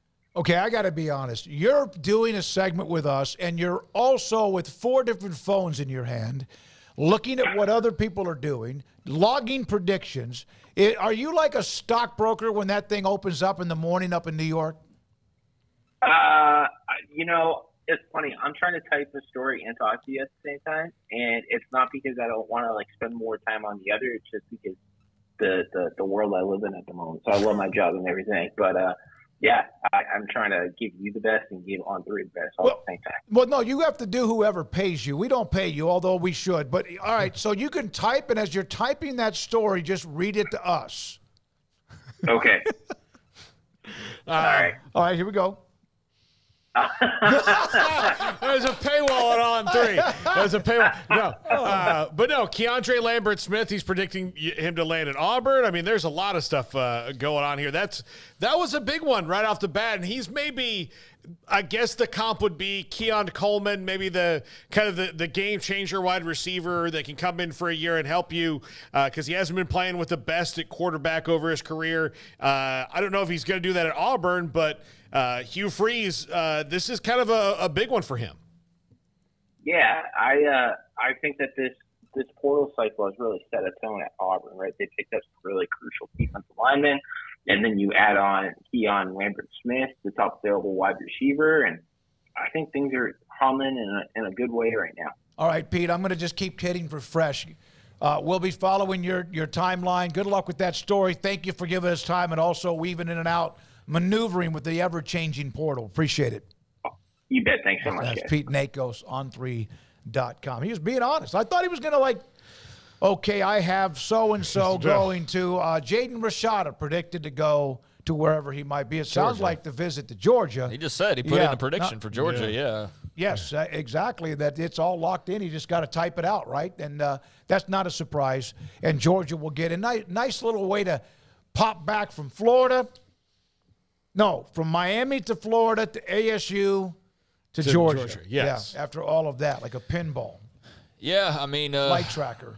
It's great to be a wanted quarterback. You got a lot of opportunities out there. A lot of people obviously believe in Jaden Rashada's skill set. It's a matter of him going out and doing it now, but we're not going to see it right away this year either. So, he's still a young guy. Still got plenty of time to, I guess, translate into the player that a lot of people think he can be. And, if Georgia thinks he's good enough to be the guy there one day, then who's to question Kirby Smart and company? They know a thing or two about talent. So, that's an interesting move and a nice just splash that's not entirely necessary for Georgia to function properly. I mean, wanted a quarterback, but as we heard with our Georgia, was it Graham Coffee the other day, it's more of a luxury thing than it is an actual need for them heading into next season at least. But that'll make that quarterback room more competitive, and the portal itself has been a nice little roller coaster. Not as crazy as a couple people predicted it would be, but I think as time has gone on, it's filled up quite nicely and led to a lot of interesting little side stories, even if there's not the big banger names, so to speak, at the very top like there was back in December. Yeah, I couldn't get to the answer. Retired stockbroker. Sorry, I didn't get to your question about Houston losing 17 players, or maybe in Kyle Visser losing 17 players. Didn't see that in time before we said goodbye, but I think he was ready to go do his job. Yeah, I think that's partially just having a new head coach with Willie Fritz. Obviously there's some of those guys that you don't want to lose, but I do think that's just the natural kind of attrition. I wouldn't worry too much about that just yet. I think they're going to be okay, but it is alarming when you see a large number like that and having to go out and replace guys. And let's face it, you go out and replace guys, you don't necessarily replace them with guys that are as good as those guys were. So, we'll try and remember that or hopefully see that question next time. But I wouldn't sound the alarms too much on, not that you are, but I wouldn't worry too much about attrition given the whole first-year head coach aspect. All right, retired stockbroker. I'll be your Huckleberry. Ask Nakos where's the best place to get a gyro in Waco. I Googled that. And Alpha Omega. Yes, it's quite good. D's Mediterranean Grill. Also good. Is there any of them you've never been to? There's places I've never been to. I can list like Frank's Burgers. Oh, there's Tom's Burgers. It's okay. I've been here a long time, man. Bob's Burgers? Yeah. This looks like it's a pretty... Are they both... Alpha Omega's right down the street from here. It's just right down Franklin. It's really good. You'd like it. You'd like it. Okay, there you go. Really good. Good if you have a food spot, you can get a hold of Paul in the text line, or you can put it in the chat. We'll ask him, and he'll know. I mean, he's a restaurant connoisseur. Yes, I've prided myself. John Werner, who just retired from the Waco Trib, I never gave him a bad recommendation, and okay. I'm good. I have a good batting average there. I'm not good at many things. I've got a few talents. Nothing that really helps society. Going to restaurants is one of them. Yeah, I mean, obviously. Look, nothing that's really helped society all that much, but. You know, there's also the reverse of that of not going out at all and not knowing anything about a place you live for a really long time. So I think there's a nice balance of being able to pick somebody's brain like Paul's to know where to go instead of just like throwing a dart and ended up at some trash hole and waste your money. So it's good to have somebody that knows where to go. I went back by, if you like Cajun food or that kind of food, I went to Fridays. I guess it was after the game. Practice on Saturday, dropped by there on Highway 77 North, and man, they always have great food, all the various, and their fried catfish is amazing, and I don't like eating catfish. I don't like eating fish, but just went by there. First time I've been there in a while. Here is the picture from earlier today, Reggie Bush at a ceremony. Now, one of the pictures, or one of the people in the picture that's not there is Earl Campbell. On left to right, Gary Beeben. I think that was in 67 with UCLA. Steve Spurrier. 66. Then in the third from the left, Danny Werfel from Florida. Then you have Steve Spurrier's Archie Griffin. Second from the left. What did I say? Third. No, I think Danny Werfel is said third, they're going to third from the left. Gary Beeben, Steve Spurrier, Danny Werfel. Then there's two-time winner Archie Griffin. Then there's Tim Tebow, who posted this picture. Let's stop and just appreciate the greatness. You know, Johnny Manziel's going to get the credit, but I have a feeling that Tim Tebow really got the ball rolling on Reggie Bush's Heisman because that's the kind of guy he is. He's the one that posted this picture, and probably they're in Florida. Then you have Reggie, Ricky Williams, Eric Crouch, a little pinhead in the back, the Nebraska quarterback. The guy that doesn't look like he'd win a Heisman Trophy. No, looks like he could anybody be an in this accountant. group. Yeah. Then you have George Rogers from South Carolina, Charlie Ward, although there's a little bit of resemblance to Desmond Howard, but Charlie Ward, Paul. Charlie Ward, you know. And then Johnny Rogers, who he doesn't miss many of these ceremonies if he's available to get to them. So there we go. That's from the Tim Tebow feed. Listen, you want to talk about a guy who was really religious. Charlie Ward retired from the NBA because there's too many dudes. Like every team he went to, everybody was cheating on their wives. Yeah, I can imagine. It just made it. He said, I got to go to another thing in my life because I'm, Well, good for him. I mean, you just stick to your beliefs and your faith. There's a lot of people that don't do that. There's a lot of, religious folks that cite one thing and then go and act and do the other. And then, I screwed up and you caught me. Oh, well, I love the Bible. It's all good, right? And I'm glad that he's not somebody that just talks that talk because far too many people do. He actually walks that walk. I respect the hell out of that. I mean, you throw away, or not throw away, but you shorten a career potentially because of your morals like that. I think that's something to be celebrated. Very, very rare. I think in probably pro sports that is. He has been on with us. Of that picture, about half of them have been on the show at some point or another, along with a few others that we I reached out to Tim Brown, did not hear back from him. Gino Torretta was another one too. And then let's see here. From no, that's just another reaction to Paul in restaurants. So there we are with that. That's the picture. At least some of the Heisman winners. Was it a fat joke? No, it was not. No, not at all. I like to hear him, though. Said if you want to know, no, it was about you and your restaurant touring, so to speak. All right, we have much more to get to. There are other stories involved today in college athletics. We'll have those. Get back to your thoughts about Reggie Bush in the chat room. Craig asked about what were some of the reactions. I read most of them. What is yours, and what do you think? Did they get it right, yes or no, and why? Either way, 254-339-1122 in the text line, the chat room. This is 365 Sports. It is Wednesday. You have until 6 today to order your 30-pound bags of live crawfish. Live crawfish. These are some these are some suckers now. 30-pound bags of live crawfish at Waco Custom Marketplace. The other day I was talking about you can do that up until 6 today. Then pick them up available after 4 o'clock on Friday or throughout the day when they're open on Saturday. So in a crawfish boil, you have the crawfish. They have the 30-pound sacks. Shrimp, yes. They have a seafood, a part of their butcher shop. Potatoes, yes.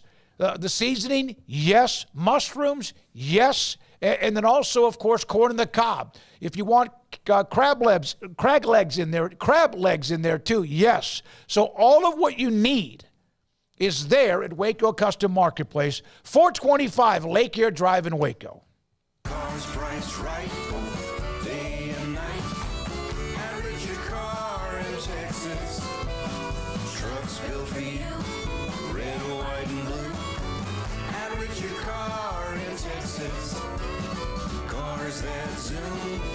lots of room. Have Richard Carr in Texas. Count on us, a dealer to trust. Have Richard Carr in Waco, Texas. Established in 2007 and independently owned, Alliance Bank Central Texas is committed to helping families and businesses meet their financial goals. From their tellers to their board of directors, they know the importance of superior service and competitive products. Customers have confidence knowing that their financial needs are in good hands. It's your bank, Alliance Bank Central Texas, with 2 Waco locations, 4721 Bosque Boulevard and 191 Archway Drive on Highway 84, and at AllianceBankTexas.com. Member FDIC and equal housing lender. Developed by Startup Waco, a nonprofit organization, GXG is a program designed to support the entrepreneurial development of Baylor University student athletes through NIL activations. The program helps student athletes maximize their platforms and offers a comprehensive support system for them to create and grow new businesses that not only benefit themselves, but also uplift the local economy. Fans who wish to support student athletes can donate to GXG via the GXG NIL Fund, BaylorBears.com/GXG. Contributions to support NIL activations through GXG can be made at BaylorBears.com/GXG. For more information, follow at GXG_GreenXGold on social media and visit the official website www.gxg.startupwaco.com. GXG, empowering student athlete entrepreneurship and uplifting the local economy through NIL activations.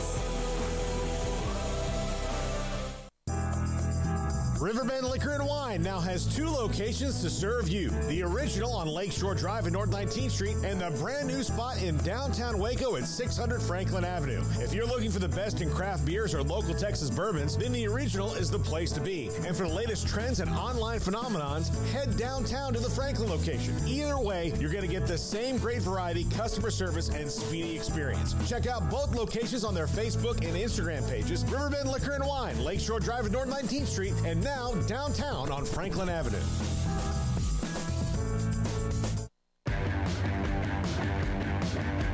This is 365 Sports, powered by Sikkim365.com.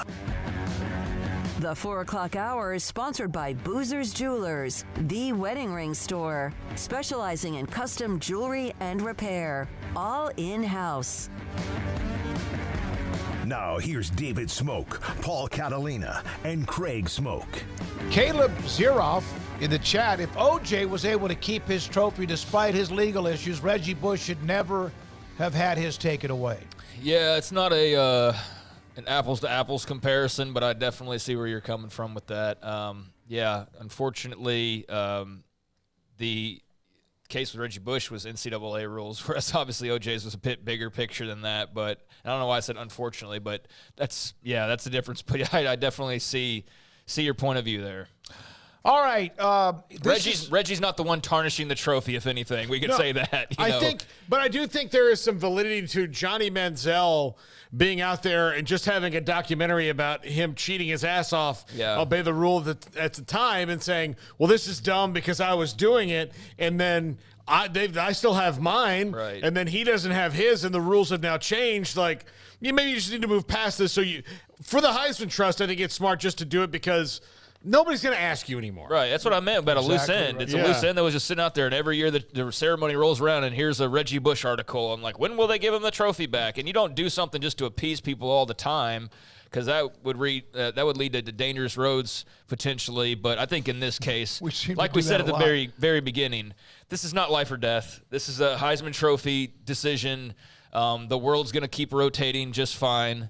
With him getting his trophy back. But, yeah, there's definitely some jokes to be had about this whole situation for sure. So Kansas State and Iowa State, 2 passionate fan bases, both a part of the Big 12. This is something that Garrett, Craig, you mentioned this as we were coming back to.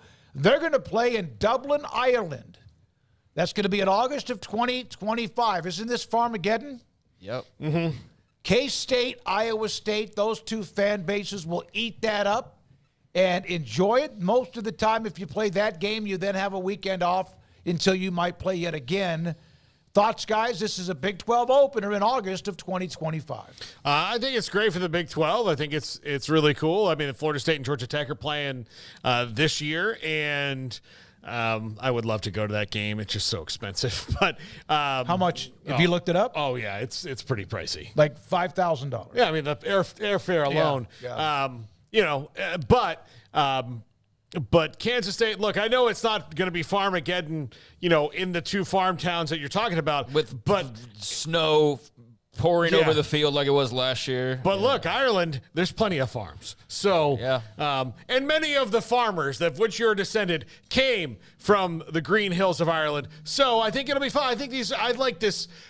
This is the international game I like. I think the fans in Ireland like it. I think they appreciate the game. So yeah, I'm all for it. I don't know.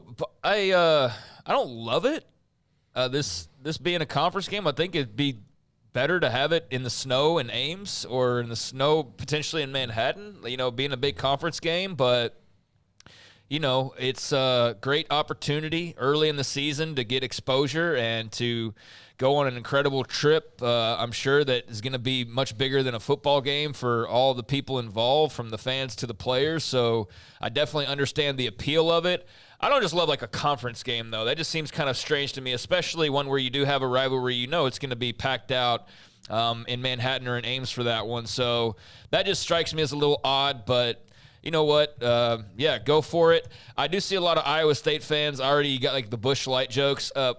Guinness and Busch Light. I don't think if you do go and empty the coffers in Ireland of their Guinness and any other beverage that they're offering, then we just need to give like the world's best beer drinking crowd trophy to Iowa State, because that would be truly impressive.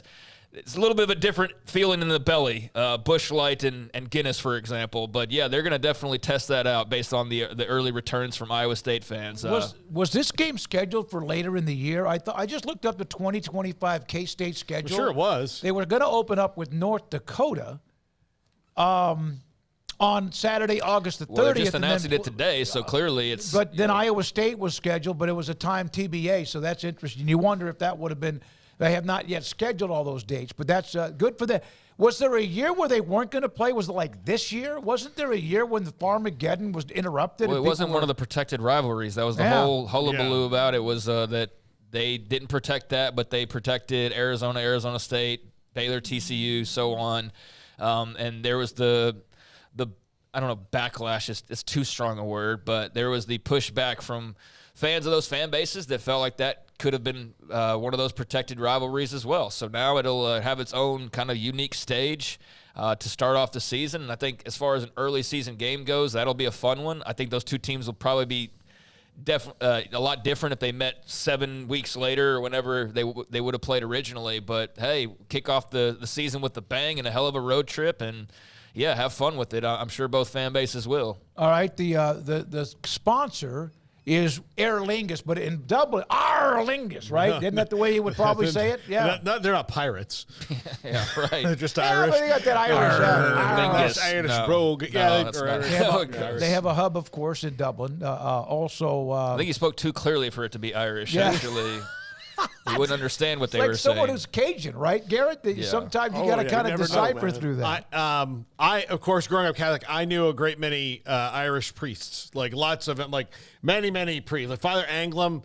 Father Anglem didn't have a real thick Irish accent. The priest that was the pastor of my church, he would do this thing where he would like emphasize the last word of a sentence in his, like he would say, today we have the story of Jacob and Esau. Yeah, there you go. Like Jacob was handsome, Esau was hairy. Yeah, it's gonna be a fun language. I don't know though. I mean, it's cool that they're doing this. I don't love it though. I have to just be perfectly honest about it. I don't love if that was a K-State home game instead. But if you're a K-State fan that's looking for a reason to go to Ireland, you got it now. You got a good reason for a trip, but it strikes me as odd taking a conference game and putting it in Ireland of all places. The ACC's doing it this year too. So yeah, I mean, but Nebraska, Northwestern, yeah. Okay, they got to be cutting edge on their own, but it's also the kind of things that you have to do when you're trying to drum up interest, and that's where I kind of coming from. I don't think you're going to see the Big Ten putting Michigan and Iowa and Dublin, Ireland. And if they do, then I'll eat my words. But that's a possibility because Northwestern, Nebraska was a Big Ten game. You're right. I mean, so I guess it's the trend. So cool for them to have that opportunity. Didn't Notre Dame? In fact, this is from Justin. Notre Dame destroyed Navy in this game last year. I guess they wanted a game that might end up being closer in the scoreboard. You're right. Yeah, that should definitely be a closer game. I don't know how the style of play will go over with the fans of Ireland, like with those two teams.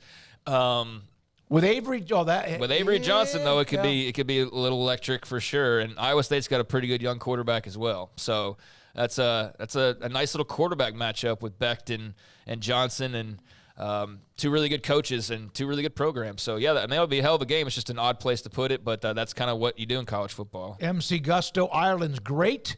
JG Neolardo, give me some Irish cream. MC, again, Dublin was rocking for UCF and Penn State years ago. Dublin, Ireland, reportedly made $168 million, according to UT Parking, from the Notre Dame Navy game.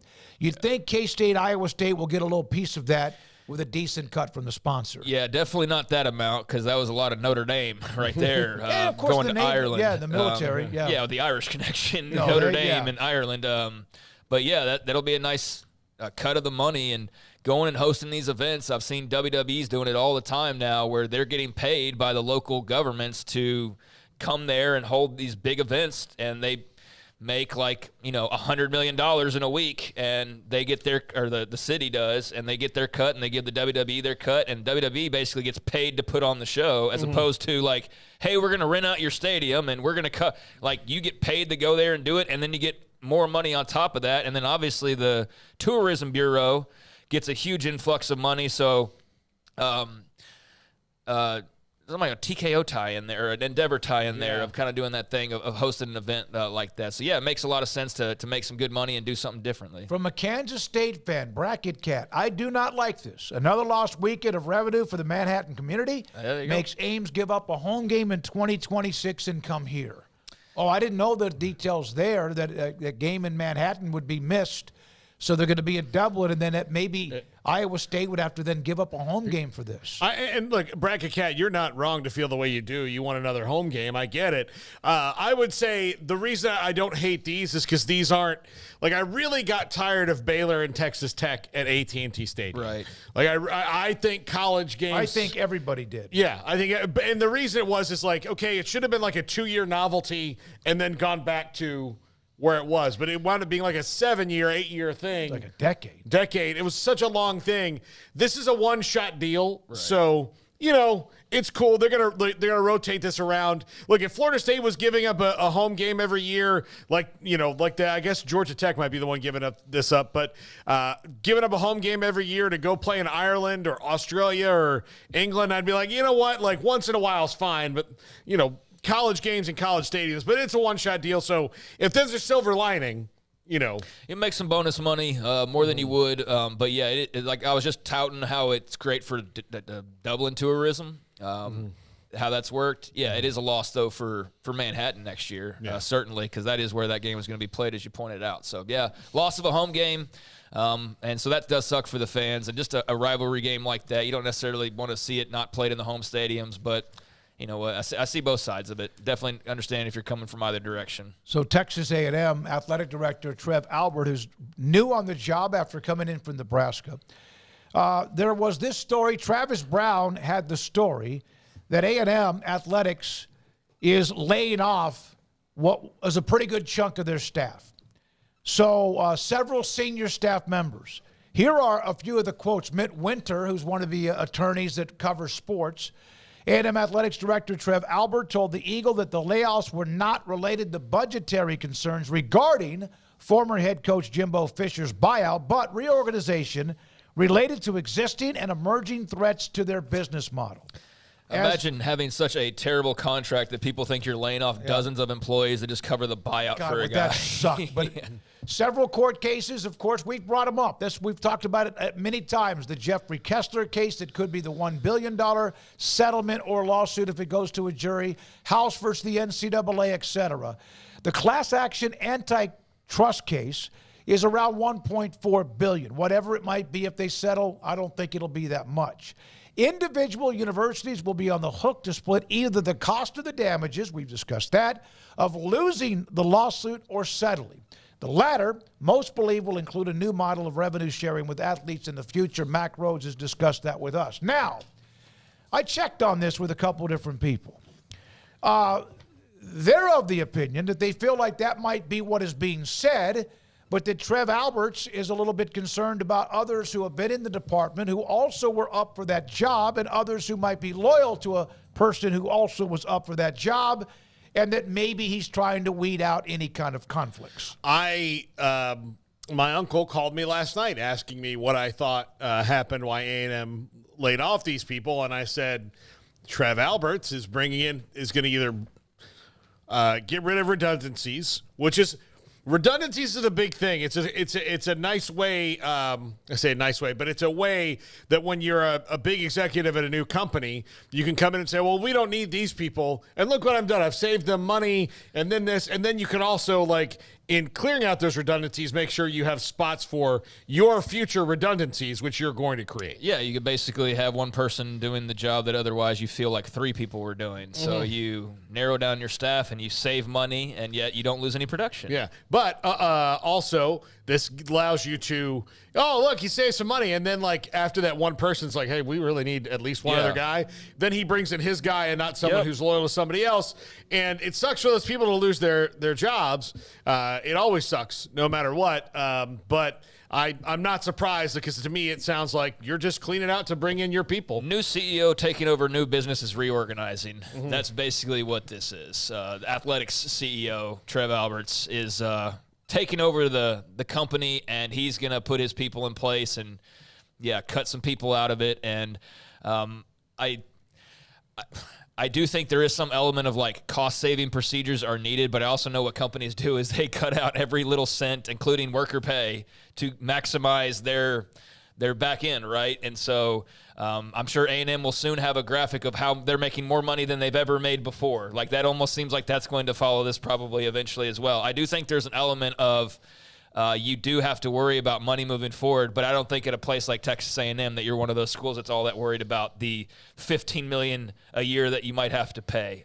Everybody's going to feel that, but they're going to be nearly the last in line to feel that amongst all the schools out there. I remember once talking to a guy that his job was to go, he worked for a car dealership company, and his sole job was to go bouncing around to various car dealerships and firing people, cleaning out when they weren't performing. And that was his job. If he walked in the door of a car dealership, everybody went gulp, because that's what his job was. In this case, Trev Albert feels like he's got to trim some of the fat or whatever that might be, trim back the numbers, but in the end, they're probably going to end up rehiring the same amount of people. And you hope, and I get that when you come into a business and you get the job and there's others who are up for it, or others around the posse or friends or circle of the person who did not, and you do wonder about being undermined in any way. So there we are with that story on Texas A&M. However, the revenue sharing, you would think that's not going to be able to pay $12 to $14, $15 million with the cuts that they've made at Texas A&M. No, unless they had some of the highest paid associate ADs of all time. No, I think that's just a convenient excuse to use for what was coming regardless. It's an easy thing. Oh, yeah, we're just preparing for the future when this was probably going to happen anyways. I'm just surprised by the amount of people talking about it, honestly, because I don't know how often we care about some of the non-football or basketball related, we're getting kind of into the weeds on the athletics department a little bit, you know what I mean? And I'm not sure how much that's always talked about, but obviously it was a number of people, and it was startling to the folks who cover A&M and then spread nationally, and so it got a little bit of a conversation. And, yeah, I don't buy that reasoning, but new boss, new rules, new staff, that comes with the territory. If he's going to be hired, you let him do what he wants to do, or at least as much as he can to try to fix if there are any issues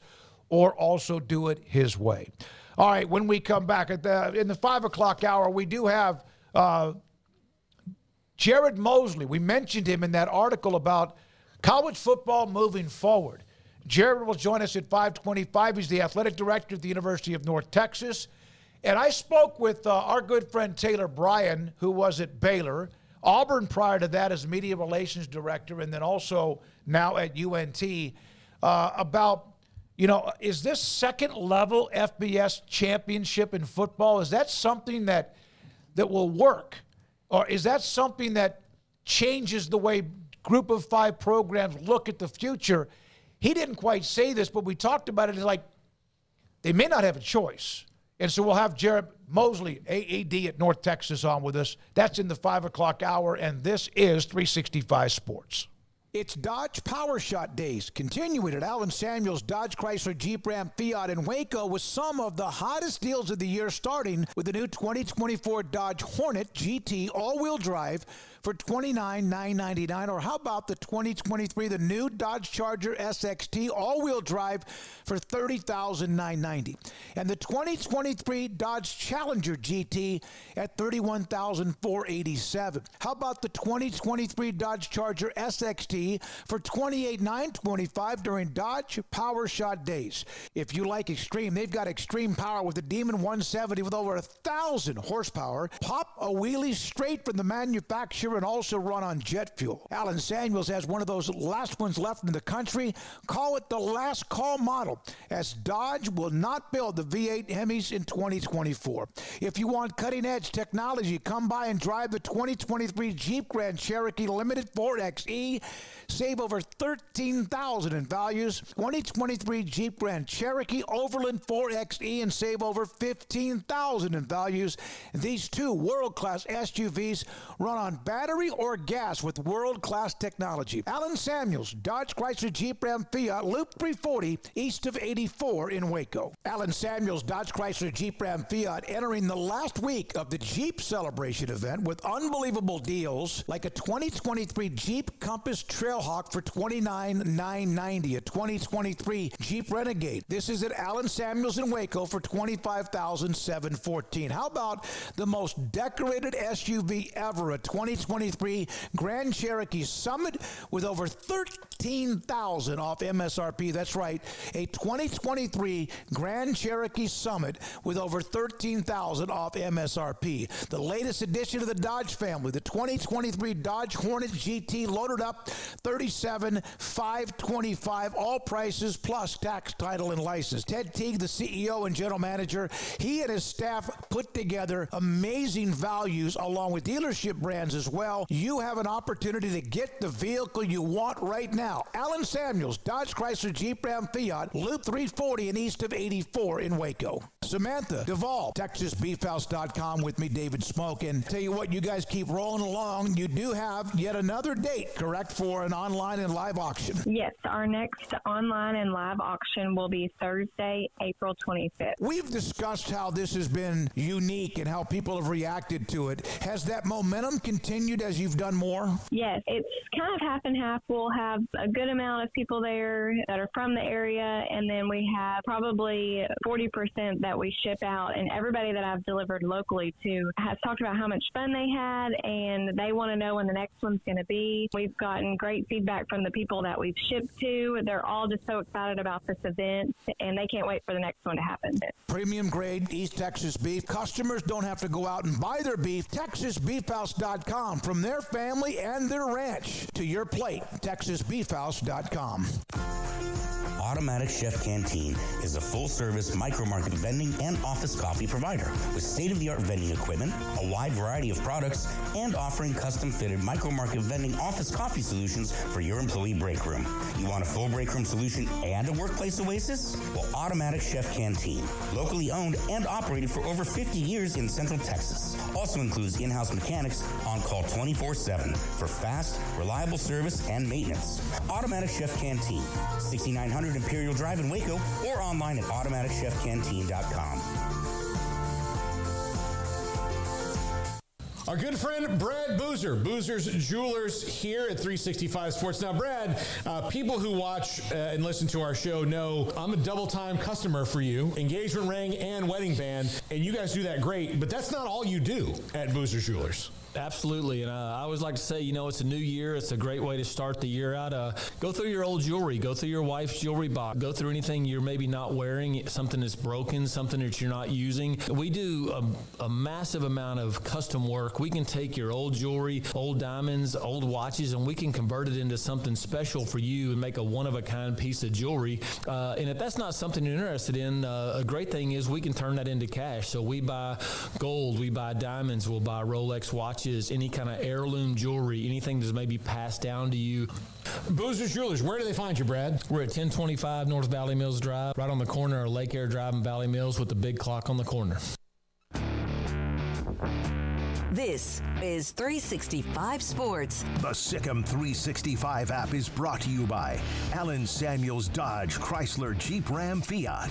Come by, let's be friends.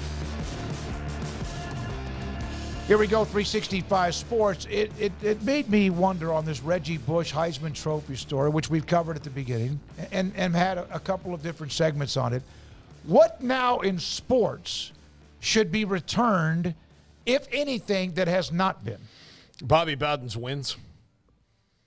All right, vacated. I'm not a big fan. I've made that clear about teams or programs vacating wins. I would, after Penn State got their wins unvacated, I would go back and I would unvacate all wins. Not just Bobby Bowden's. I think that's the dumbest penalty in the world because, it takes off the record and all these things. And the other thing is the team that lost to those teams doesn't think we got a dub now. That's not how it works. That's what I would do in college. I would just reinstate all that stuff. Yeah, I don't know what other options there are. Pete Rose, I'm not giving him anything back, but I don't really think there's a whole lot else to choose from. Garrett, can you think of anything? I mean, vacated wins I agree with, but I don't know what else what are my other options? Because I'm not saying Pete Rose gets reversed because now sports gambling's legal, but that's also kind of what the NCAA said today. I think his was a situation where you leave it as is, but if somebody's got an option other than vacated wins, then I would be happy to chew on that. There's nothing I can think of. I mean, I'm trying to think from the teams I've rooted for throughout the years. There's no big scandal or anything that comes to mind. But the Pete Rose, I think, is a valid argument. I mean, gambling is legal now. If you want to take the same premise you did with this, I think there's an argument there. But gambling at the same is time, legal, but players still cannot gamble. We saw what happened to the young kid from in the NBA, right? Yeah. You can't gamble on your own team. Pete Rose, I firmly believe this, is not in the Hall of Fame because of gambling anymore. Because he lied about it until the point of, now I'm on the Veterans Committee and I'm about to run out of time of that, so let me sell this book and tell you what I did. And then that's what made everybody mad. Because there were so many people stumping for him for so long he's the all-time hits leader. He should be in. It's not about his managerial time. He's the hits leader. He's the hits leader. He's the hits leader. That's what you had about Pete Rose. And then he was like, I got to sell this book and maybe get my last-ditch effort. And all the people who were like, man, I was stumping for you because nobody ever proved this, and then you just made me look like an idiot, for sticking up for you. So I think Pete Rose kind of dug his own grave whenever for sure comes to that. But I'm saying I'm definitely not giving him back anything. He doesn't deserve it. But I brought him up just because that's the only thing I could think of that was taken away that we're not talking about is college football victories, basically. So I don't there's not some trophy for some organization that was taken away in 1972 and now they need to give it back. There's not another. I mean, is there another Reggie Bush out there? I don't think so.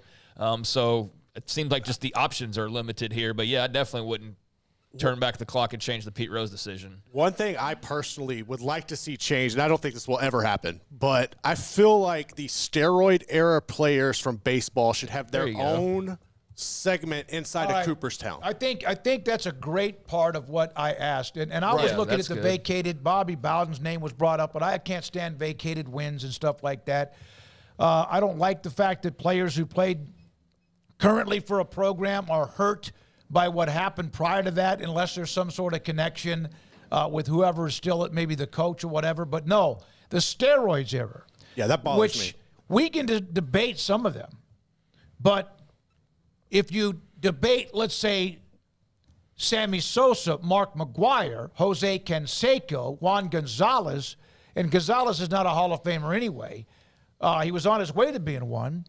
But, yeah, that might be one where the Barry Bonds, Roger Clemens are 1A and 1B, I would think, of that argument. And I'm probably obviously missing somebody that's right there in front of me. But, I mean, I think everybody, even if with or without steroids, a lot of the people who were eligible for the Hall of Famers would have been Hall of Famers regardless. And I think you got to look at that whole era as a whole and just put its own little wing. And because to me, put it on the yeah, plaque. Exactly. Put it on the plaque or put it underneath their image of their. I think Bonds was on his way there. I don't know about most of the other guys. Clemens was. Yeah, Clemens and Bonds were Hall of Famers. Sosa was not on his way to the Hall of Fame. No. McGuire, I don't remember where he was, but he certainly took his game to an entirely different level, Balco-wise. Yeah, he was. He's already a great power hitter, but he wasn't Mark McGuire, the biggest star in baseball. He had 47. Popeye. He had 47 home runs his rookie year. Bash Brothers. So yeah, but.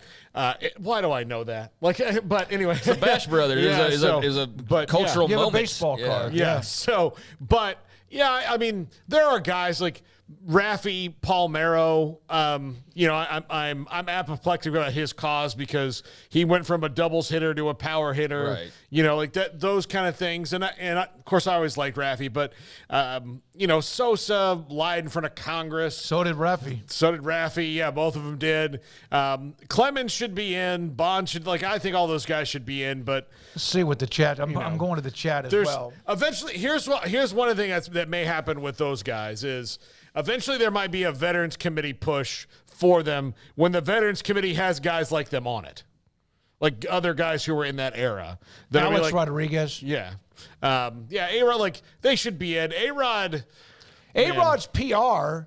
See, this is what's happened in football when you saw some guys start to become analysts on those pregame and postgame shows, and it kind of helped them become maybe even not rushed them into the Pro Football Hall of Fame, but it kind of helped them because they were right in front of people all the time. I'm not saying Strahan, he was anyway, or a few others. Strahan didn't need any repair. He did not. He didn't need any image rehab. A-Rod, I still don't like him. I still don't like A-Rod. I just never will. Probably a Rangers thing. But yeah, he's tried to rehab his image to some extent. He has, I suppose. To me, it's not up to the voters, which are baseball writers, on this one. Why not put it up to those who are in the Hall of Fame who are still alive who can vote? Why are you going to give away your power? That's what I would say. These baseball writers are going to give away their big magical power of being able to rule over these players that otherwise they'd have absolutely nothing over them. But now they have the Hall of Fame switch that they can flip willy-nilly however they want to with their votes. So, yeah, I think that's a power you don't relinquish if you're a baseball voter. I know if I was a Hall of Fame voter and they're like, hey, sorry, we're taking it away, we're going to give it to the players, I'd be bummed as hell. I mean, forget all of the controversial part of it. I'd be like, dang, that sucks. That's a cool thing to have, is to vote on the Baseball Hall of Fame. If they would have asked me about Reggie Bush, if they would have gone back to the voters who are the voters now, I would have said put him in. I would have. Now, again, if they did that without asking, but that's that's their trust. That's their award, their honor. And they voted to bring him back in. I think a lot of former players, as Ty Detmer said, and also you could tell by the ceremony today, were very much wanting him to get back in it. Not just Johnny Manziel, but others. Ben Johnson, the 100 meters. No, he was roided to the gills, buddy. Yeah, I don't know about that one. That was pretty clear, just cheating. And I know the other guys we're talking about in baseball, that was pretty clear in some cases as well. No, but you're talking about 10 seconds of running. Yeah. Certainly that's a thing. Right. That's very clearly an advantage as opposed to hitting the baseball a little bit farther and doing all of that. But, I mean, yeah, it's a valid one to bring up. But I just immediately balk and go, no, he was clearly cheating like crazy. UW fan Jim? Just because they played in the era does not make them guilty. Now, there are some saying, how do you prove it? My thing was guys from their era who don't care or who think they should be in. I don't know. I'm not saying that they're guilty. I'm just saying that when the Veterans Committee has some guys that are like, yeah, we played against Roger Clemens. He struck us out a bunch of times. Steroids, no steroids. That guy was awesome. I don't. Let's call it what it is. The wing would be like 4 guys. It would be Marco McGuire. It would be Roger Clemens. It would be Barry Bonds. And then, I don't know, if you want to throw Sammy Sosa or something, but it's the same guy. No, we're not talking about like Brady Anderson and people like that who weren't Hall of Famers or were hot for a second because of steroids. I think the conversation revolved, and that's the shame of it with a guy like Barry Bonds is, dude, you were going to be in. Mm-hmm. You were going to be in without all that stuff. I don't think McGuire's on that list. No. I think he would be a part of the Hall of Fame based on the years that he had. But Sosa, no. McGuire, no. But I would think, no question, Bonds and Clemens and A-Rod.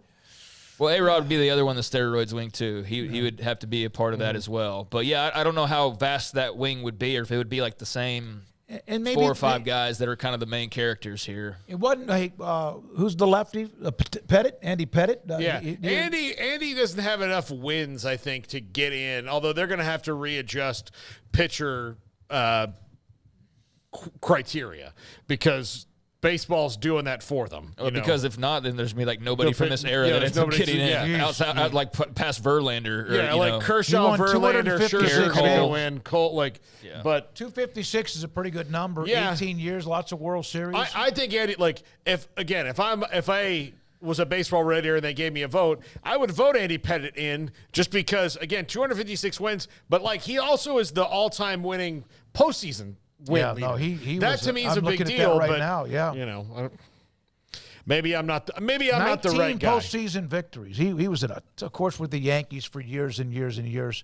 And then the Astros. He had a little stint with the Astros in 2005 where he was 1-1. That's just a thought. Just another, with Reggie Bush. Does that lead to something else that they look at? I don't know if there's any enough shout from the mountains. Wet Blanket said, if you don't like Pete Rose, then you are the problem. Listen, the late Butch Henry went to his grave thinking that Pete Rose should have been in baseball's Hall of Fame, and yet Pete Rose, of course, has not helped this cause, as you mentioned, Paul, at all. I've said this story, but not probably on the podcast. I'm at the Super Bowl in San Diego, and we're at the horse track. And it was with the great Randy Galloway. We're just enjoying one of the evenings after the shows. And I don't believe you that Randy Galloway was at a horse track. Well, and here comes walking into the bathroom Pete Rose.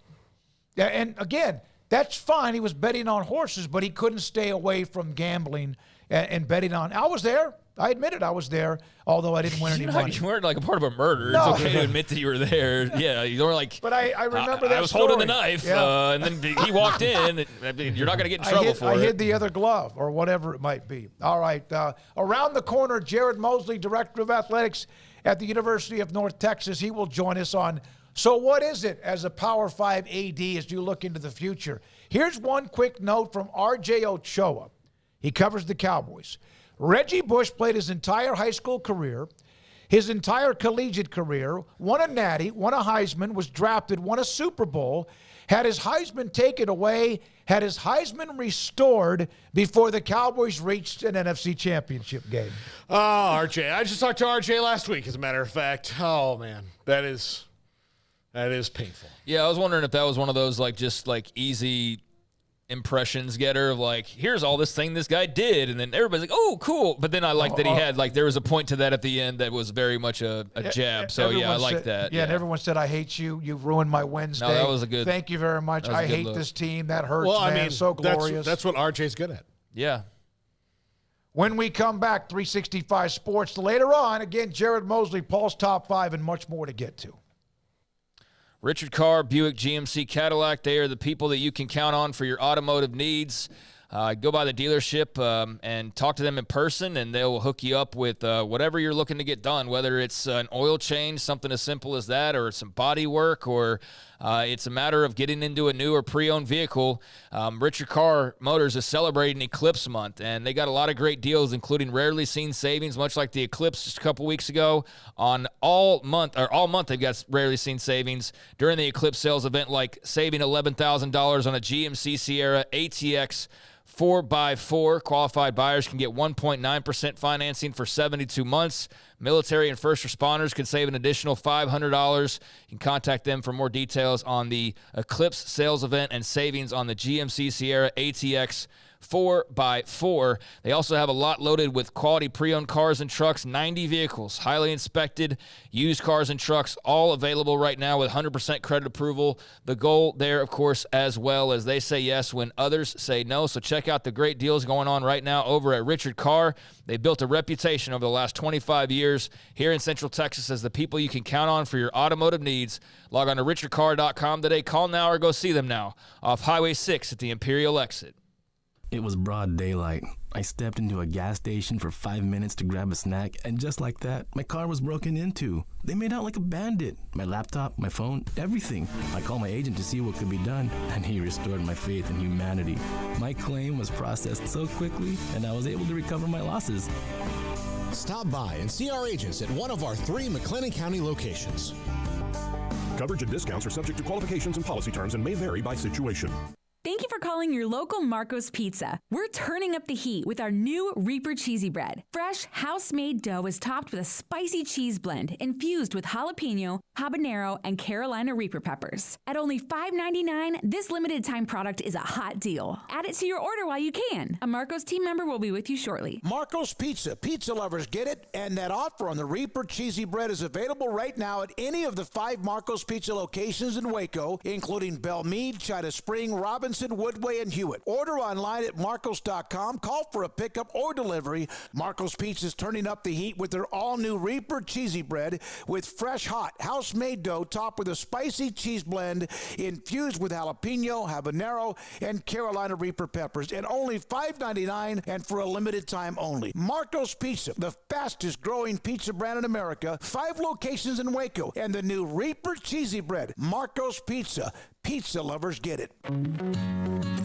Established in 2007 and independently owned, Alliance Bank Central Texas is committed to helping families and businesses meet their financial goals. From their tellers to their board of directors, they know the importance of superior service and competitive products. Customers have confidence knowing that their financial needs are in good hands. It's your bank, Alliance Bank Central Texas, with 2 Waco locations, 4721 Bosque Boulevard and 191 Archway Drive on Highway 84, and at AllianceBankTexas.com. Member FDIC and equal housing lender.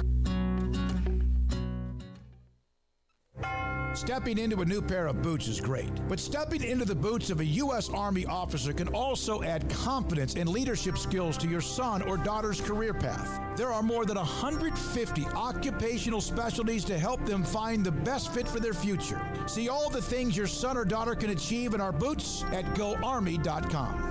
U.S. Army Waco Recruiting Company, 254-598-8131 or 254-776-1543.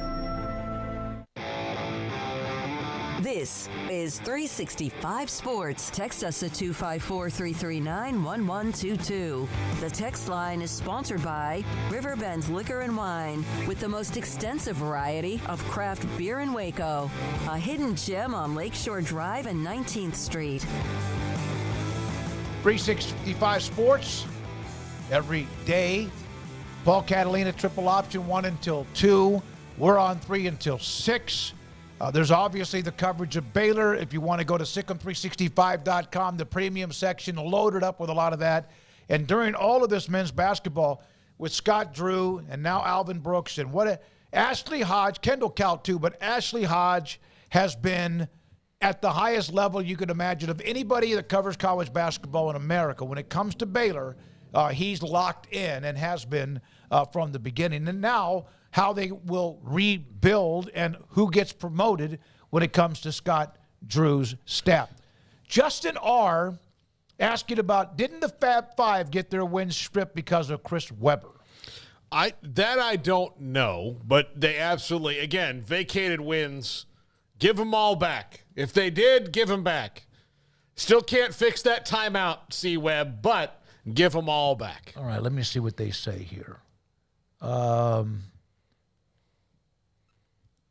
I don't know. Yeah, it cost. They lost postseason eligibility the year in 2002 and 3. That was well after them, though. Yeah, no, I'm trying to see where it says. Weber lost his All-American honor in 93. Traylor had his 1997 and 98 So yeah, they had some things stripped. I'm not sure exactly about how many wins or whatever. But here's the thing: when somebody asks me about who won the Heisman Trophy in 2005, there's a blank name. Now it's going to have Reggie Bush.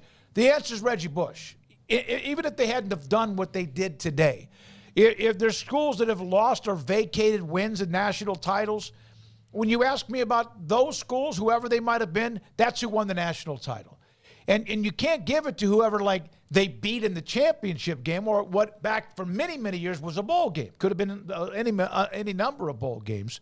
So that's why I think vacating wins, what does that do? Make you feel better? You know, if you don't like Michigan, you had to vacate the Final Four appearance. What does that do? It just screws up history. And again, like Garrett, you mentioned with the Hall of Fame and the steroid, put an asterisk, put the story in, even if it's in small italics below that, to discuss why they aren't listed at that particular time. Yeah, I just, some of these things, you know, again, like Chris Webber, again, those guys, like Chris Webber was mad. He was the first one I remember. Of course, I was younger. I was in like middle school then, but Chris Webber was the first one who I remember saying like, hey, there's a lot of Michigan #2 jerseys hanging in that store window and not a lot of money coming to Michigan #2. Yeah. And I remember thinking like, oh, that's weird, you know, and then again, being 13 or 14 years old, not thinking, you know, much of it. But then, you know, looking back and like, I remember the interview very vividly because I remember how angry he was about it and how it wasn't just a give me my money thing. It was a, hey, this doesn't seem right, does it?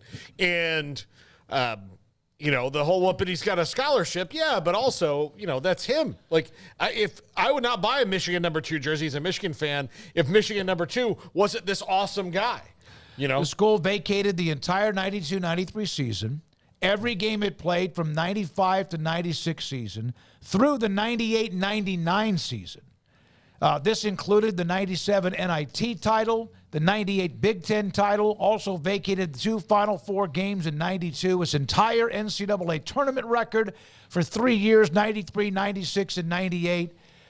And then the difference between forfeited a game and vacated a game does not result in the other school being credited with a win. So that's one reason they vacate rather than say you may have forfeited a game. That's going back to that one. Somebody brought that one up on Chris Webber and also Michigan vacating wins. So I can see that. There's a difference between because if for example, let's say 2005 USC had won that game, and then Bush vacates the Heisman Trophy. Do you vacate the national title? Does that mean Texas would have been given the national title? I don't think you can do that no matter who they beat because they didn't win the game. Well, they didn't vacate the wins when he was there to begin with, so you wouldn't vacate it just because they won a national title. What do you mean? Well, they didn't vacate the wins to begin with, so why would they have done it just because they won a national title? No, I get that. No, if they had made them vacate wins and they had won it, and you don't give it to the team you beat in the championship. That question, no. It's just vacated, and vacant gets the credit for that, yeah. Yep. We are now joined by Jared Mosley, Director of Athletics at the University of North Texas. Jared, with Craig Smoak, Paul Catalina, David Smoak, thanks for your time today.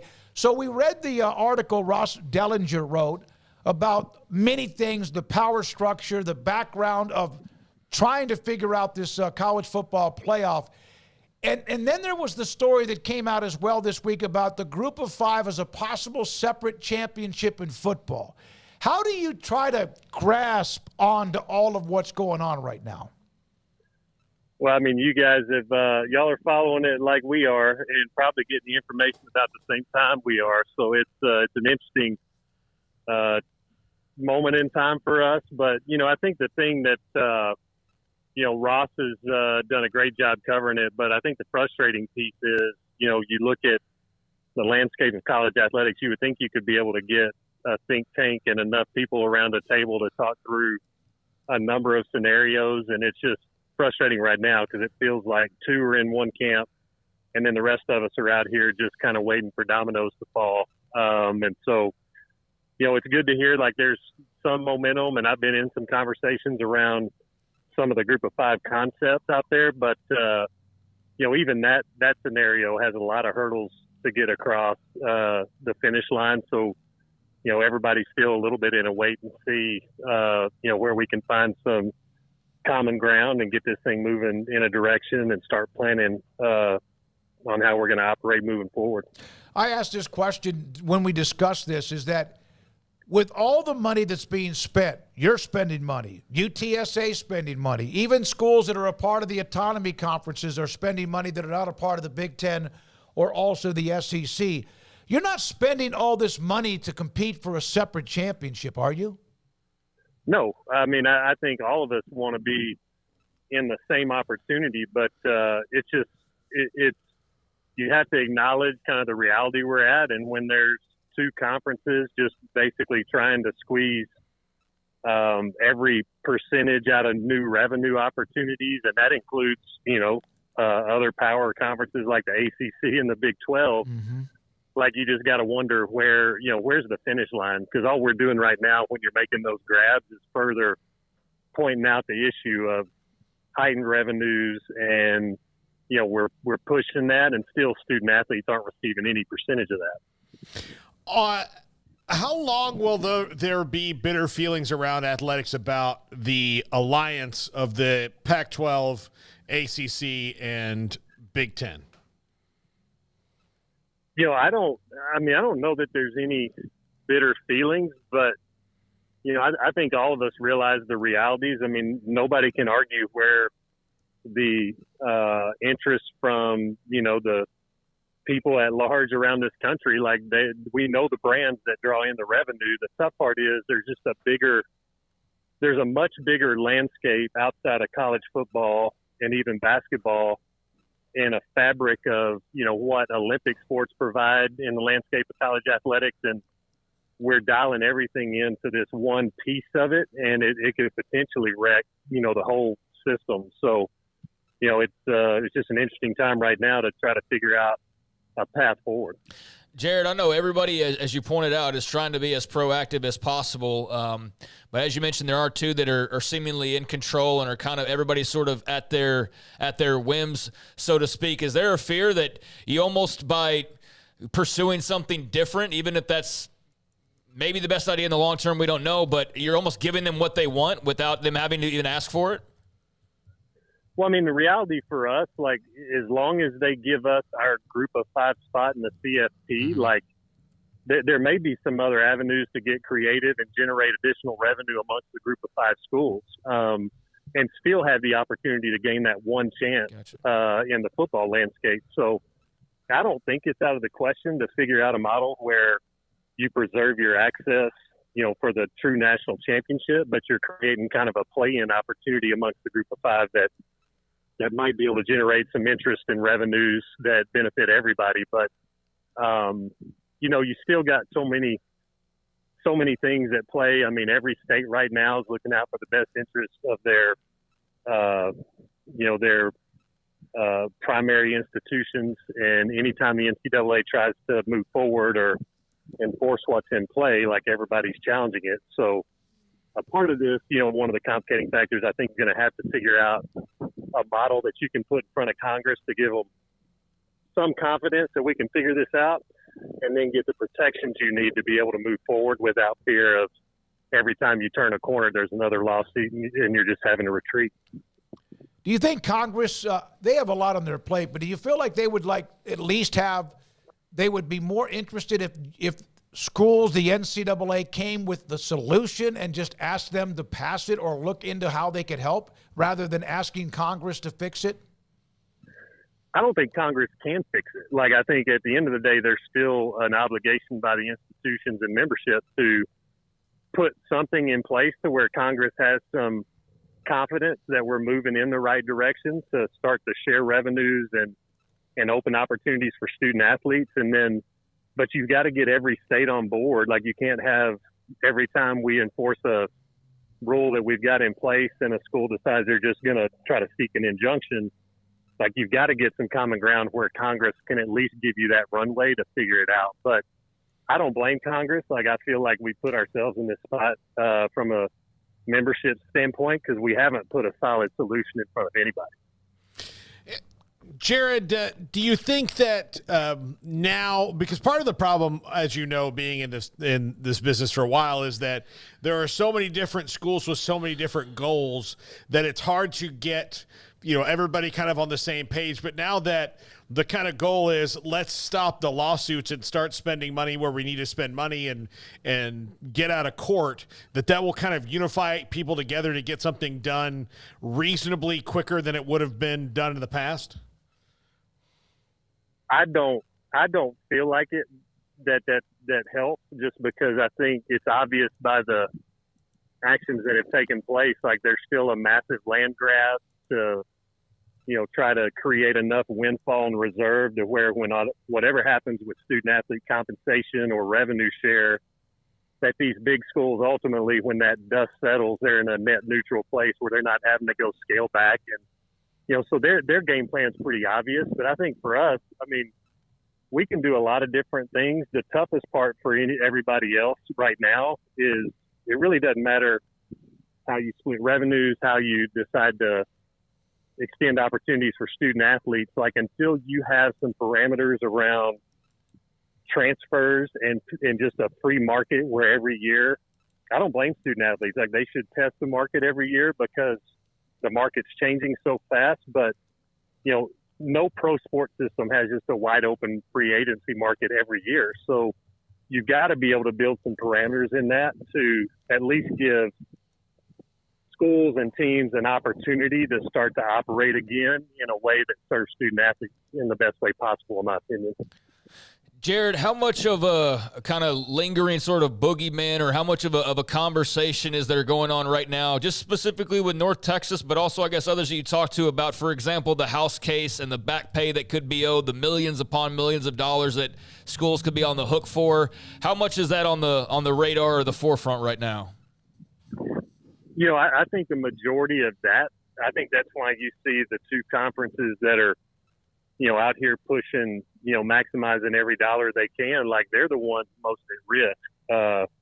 If you look at Group of 5 schools and you're saying revenue generated, and you're primarily talking about just because we're subsidized from student fees and institutional support, so the true revenue that we drive is not a huge percentage of our budgets. And so I don't feel like the outcome of that case right now is probably as worrisome for those of us at the Group of 5 level, and but it is certainly impacting, I think, some of the direction and decisions you see from those above us. So, yeah, and we've kind of come to the conclusion that it's the autonomy, what now are 4 conferences, with the decision this week with Oregon State, Washington State, and what is left of the Pac-12.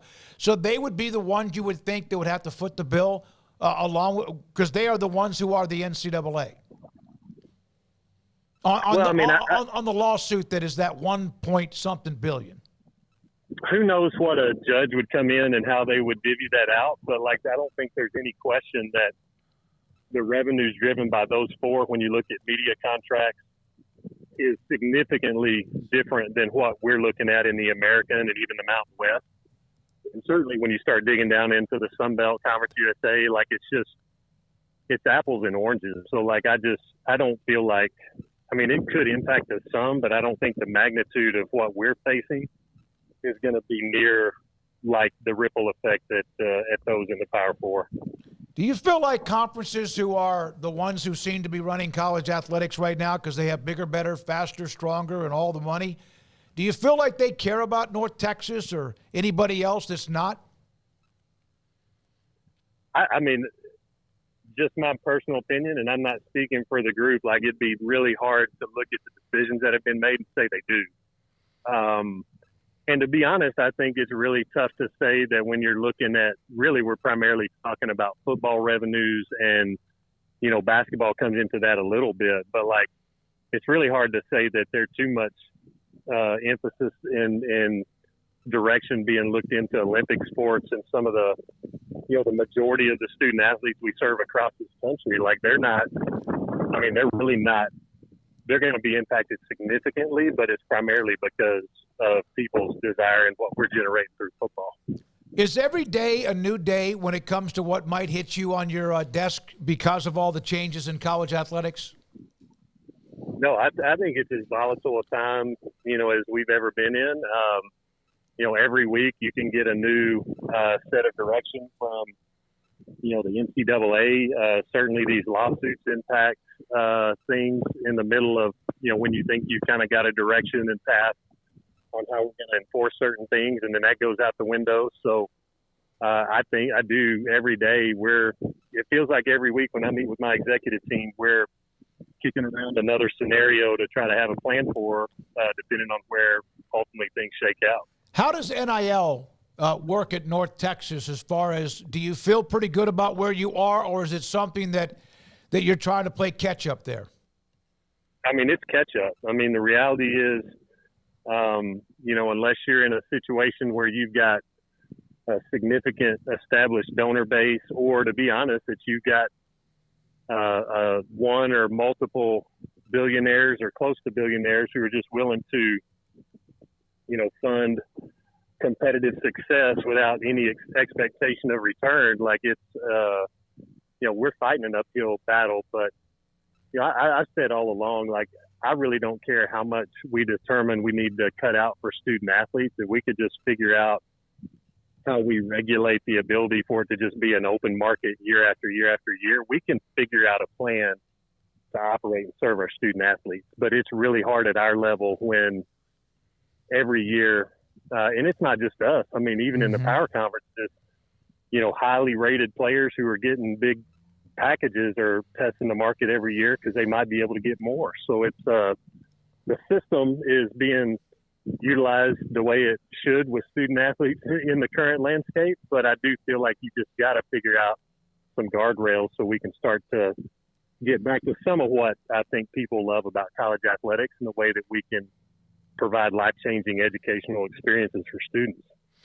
Do you feel, I know that you said earlier that obviously you want to compete for the best title that's out there, but do you also have to keep in the back of your mind a group of 5 plan B if those two conferences keep squeezing every little opportunity that you may have out of your control?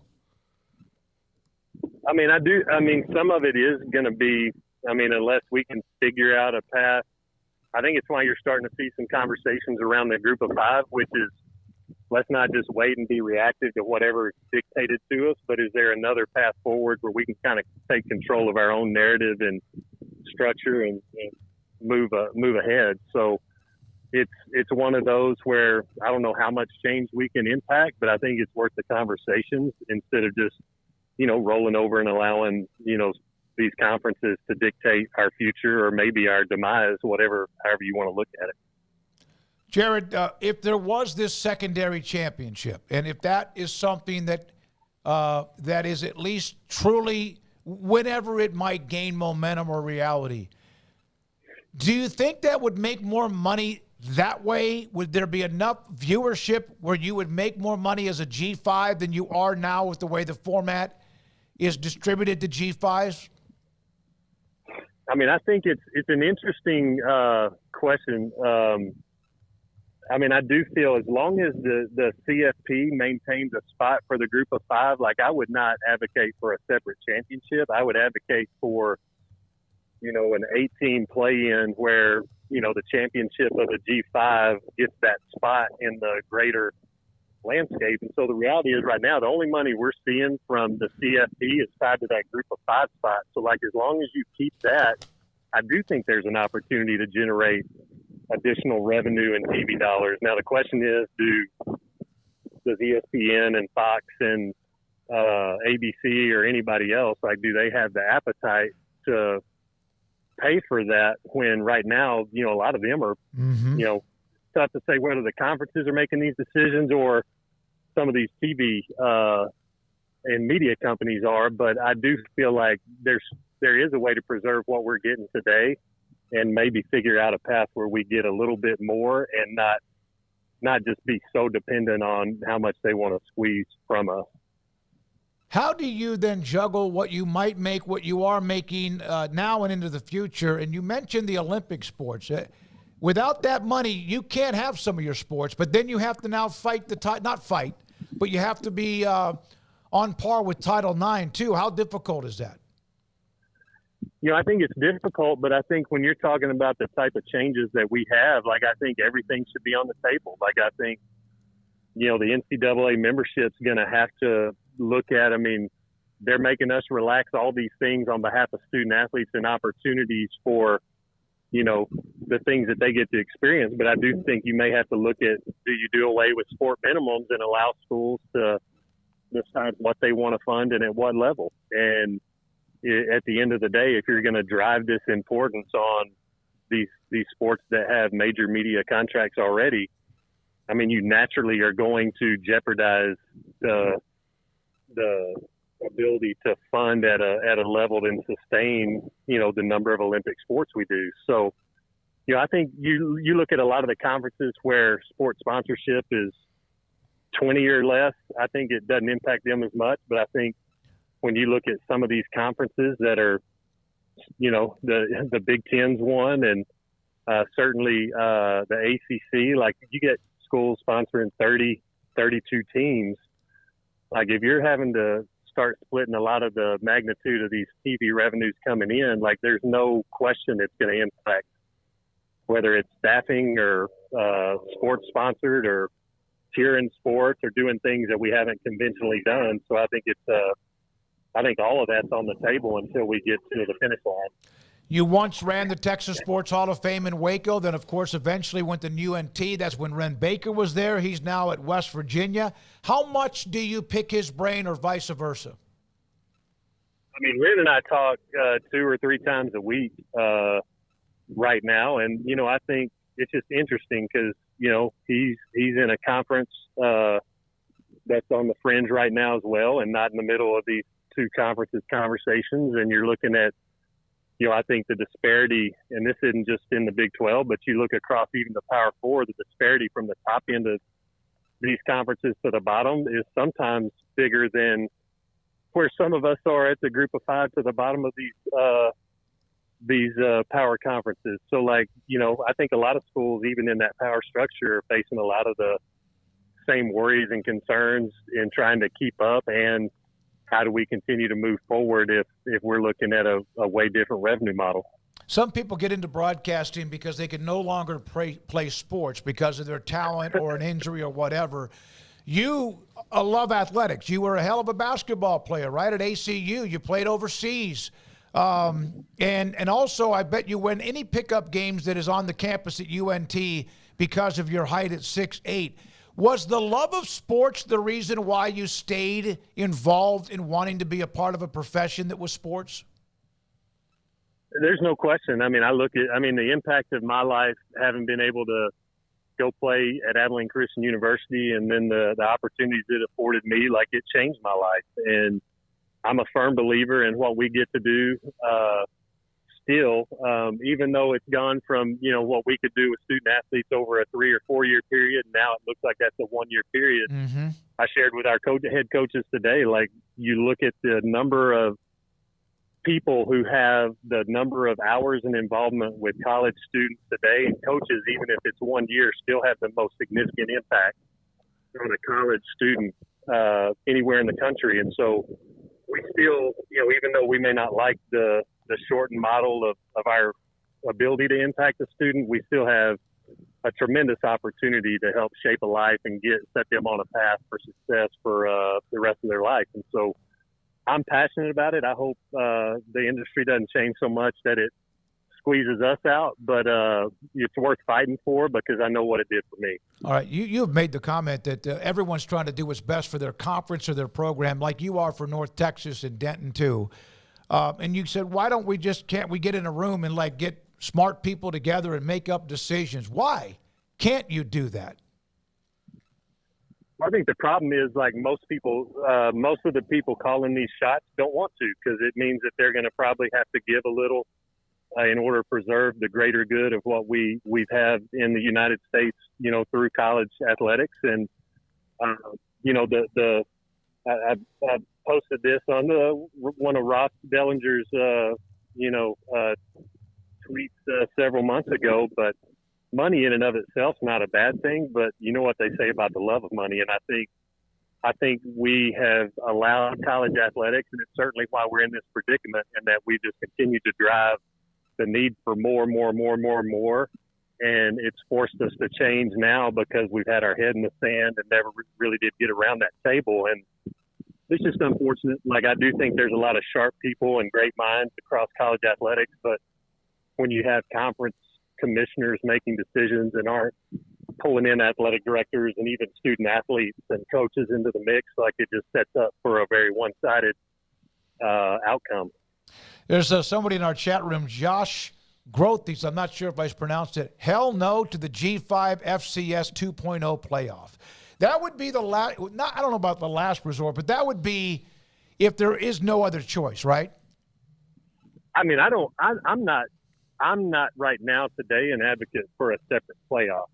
What I think you do have to look at, if you're looking at creativity, is can we, while there's a guaranteed spot in the CFP today for the next several years, can you adjust your model to generate some new revenue around a playoff for the group of five to determine which group of five gets that opportunity in the big landscape? And so it's not declaring a group of five national champion. It's how do you determine which group of five gets that one spot? So I think that's worth a conversation, lengthy conversation, because I think it has a lot of merit when you look at, not having to completely give up everything you got. Jared, thank you, man. It's been fun to watch your path and what you've done there. And Ren Baker speaks highly of you, of course, and what you have and all the stuff in front of you at North Texas and all the other schools that are a part of the group of five. During all of that realignment, like Memphis, and they just had themselves a nice NIL pop earlier this week, or Boise State, and these schools, North Texas, UTSA, I think we kind of always have tried to have a voice of reason, but then again, it just seems like you're right. It's just hard to grab onto something, and the next thing you know, about the time you feel like everything's settled down, here comes another blow. So good luck with what you're handling, what you deal with, and also fighting for who you fight for. We appreciate your time. I appreciate you guys, and always great to catch up.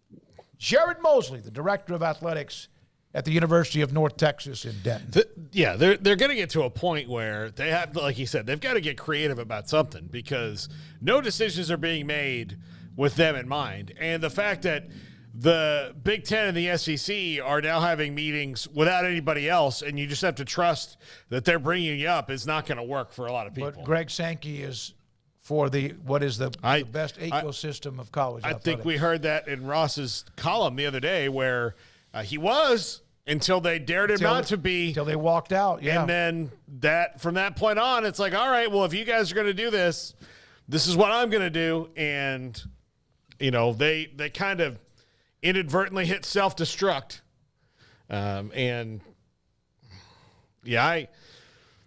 Look, Kevin Warren needs to go into some sort of Hall of Fame for convincing two conferences to work against their best interest. So they could get what is in their best interest. Yes. Yeah, he did a hell of a job, man. Especially with the Pac-12. Kevin Warren is out there saying, like, listen, we're with you guys, all the while ready to rip them to pieces. Yeah. What are you talking about? That was just a conspiracy theory throughout the Big 12 that the Pac-12 was any type of trouble. It's all 12 and on, right? They all making up stuff, and there was never any legs to that. Oh, wait, where are we now? What's going on there? Yeah, no. Kevin Warren's a Hall of Famer. I don't know what the Hall of Fame is, but as far as disrupting college sports, I think he's the first. He's in it. He's got a chapter. Class for sure. He's got a big chapter in it, and still feeling the after effects, even though he's preparing for an NFL draft and drafting Caleb Williams tomorrow night. It's a crazy world he left behind, and maybe if anything, he got out just in time to not have to deal with all the mess that came with some of the decision making that he was a part of. But yeah, you look back at that COVID stretch and that. Really just kind of the way people drew lines in the sand. We're feeling the effects of that, 4 years later? Is it 4 years later? And 4 years ago, about now, right? All that stuff. We're still feeling the effects of that and trying to sort our way through what all that means in the long run. But I saw Ross. I don't like just reading tweets, but as they fire off, but he did make mention of the I guess previously mentioned possibilities of a tiered system of compensation. And I guess the meetings that he's at, that was another, I guess, thing brought up once again, and that's something that the SEC and the Big Ten are working on. So, that's a solution, is just having a tiered system, but obviously they would have the full-blown here's the thing, is the SEC and Big Ten were not always King S when I was growing up, hardly in some cases, but now they have effectively, they control everything. That we can all acknowledge, and that's never going to change. And for the tribalists, that's like a thing to beat your chest about or whatever.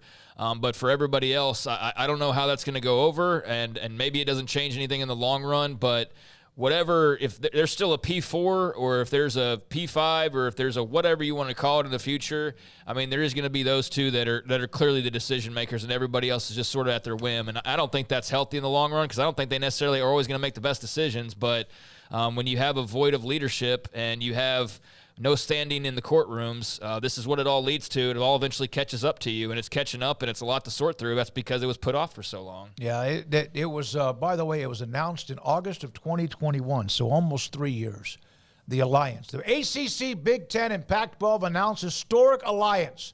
41 world-class institutions across the collaborate on the future evolution of college athletics and scheduling. That did not work out. Did they even do one thing? No. Was there? Did they even actually put together a schedule? They might have even had a conference, a banquet together, because it was COVID. Banquet. So they might have even gotten pizza. Honestly, they, Well, in August of 21, it was good by then, right? We ripped off the mask about before that. Well, the Texas NCAA did. tournament, yeah. Texas did, but NCAA not everybody tournament else would have did. been in April. So, so we were on the way out of it, but even though doing that, just a silly thing, and it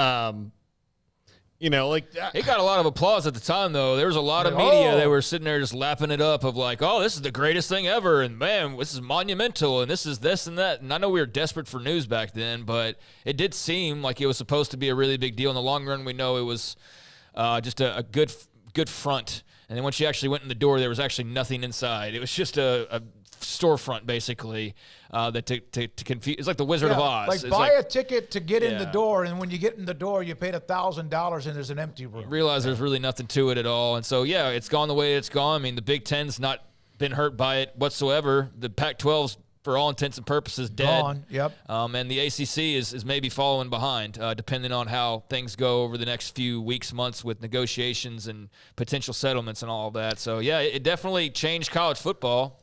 Change college athletics, just I don't know necessarily for the better, but certainly if you're the athletes, it's for the better. If you Google it, the CEO chairs of those three conferences, in the first sentence from almost every one of them is about the academic excellence of the schools, the 41 schools involved. And there was mention, of course, of college athletics, too. Well, I think that should still matter to some extent. But when it comes to, here's the thing, with the alliance, when it comes to football scheduling, it doesn't matter.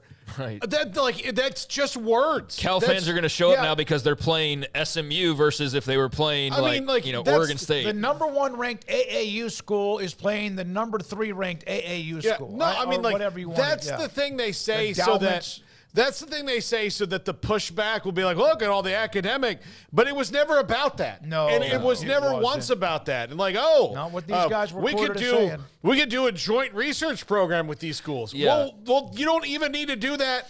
You don't need football to do that. Right. Just do that if you want to. Yeah, it was a nice little story, and I'm glad that about a few months into it, all these various things pointing out charts and whatnot, that this is what it all revolved around. I finally saw through it, and I felt free afterwards, because it's you know what?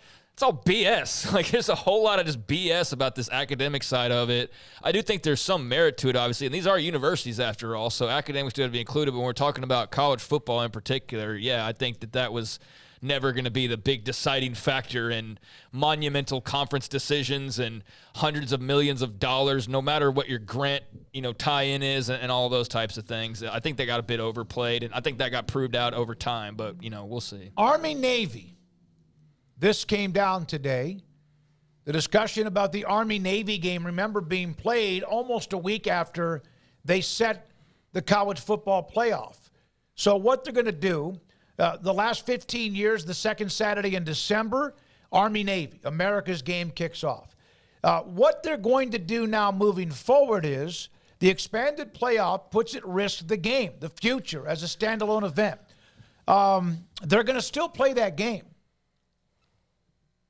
after they set the format.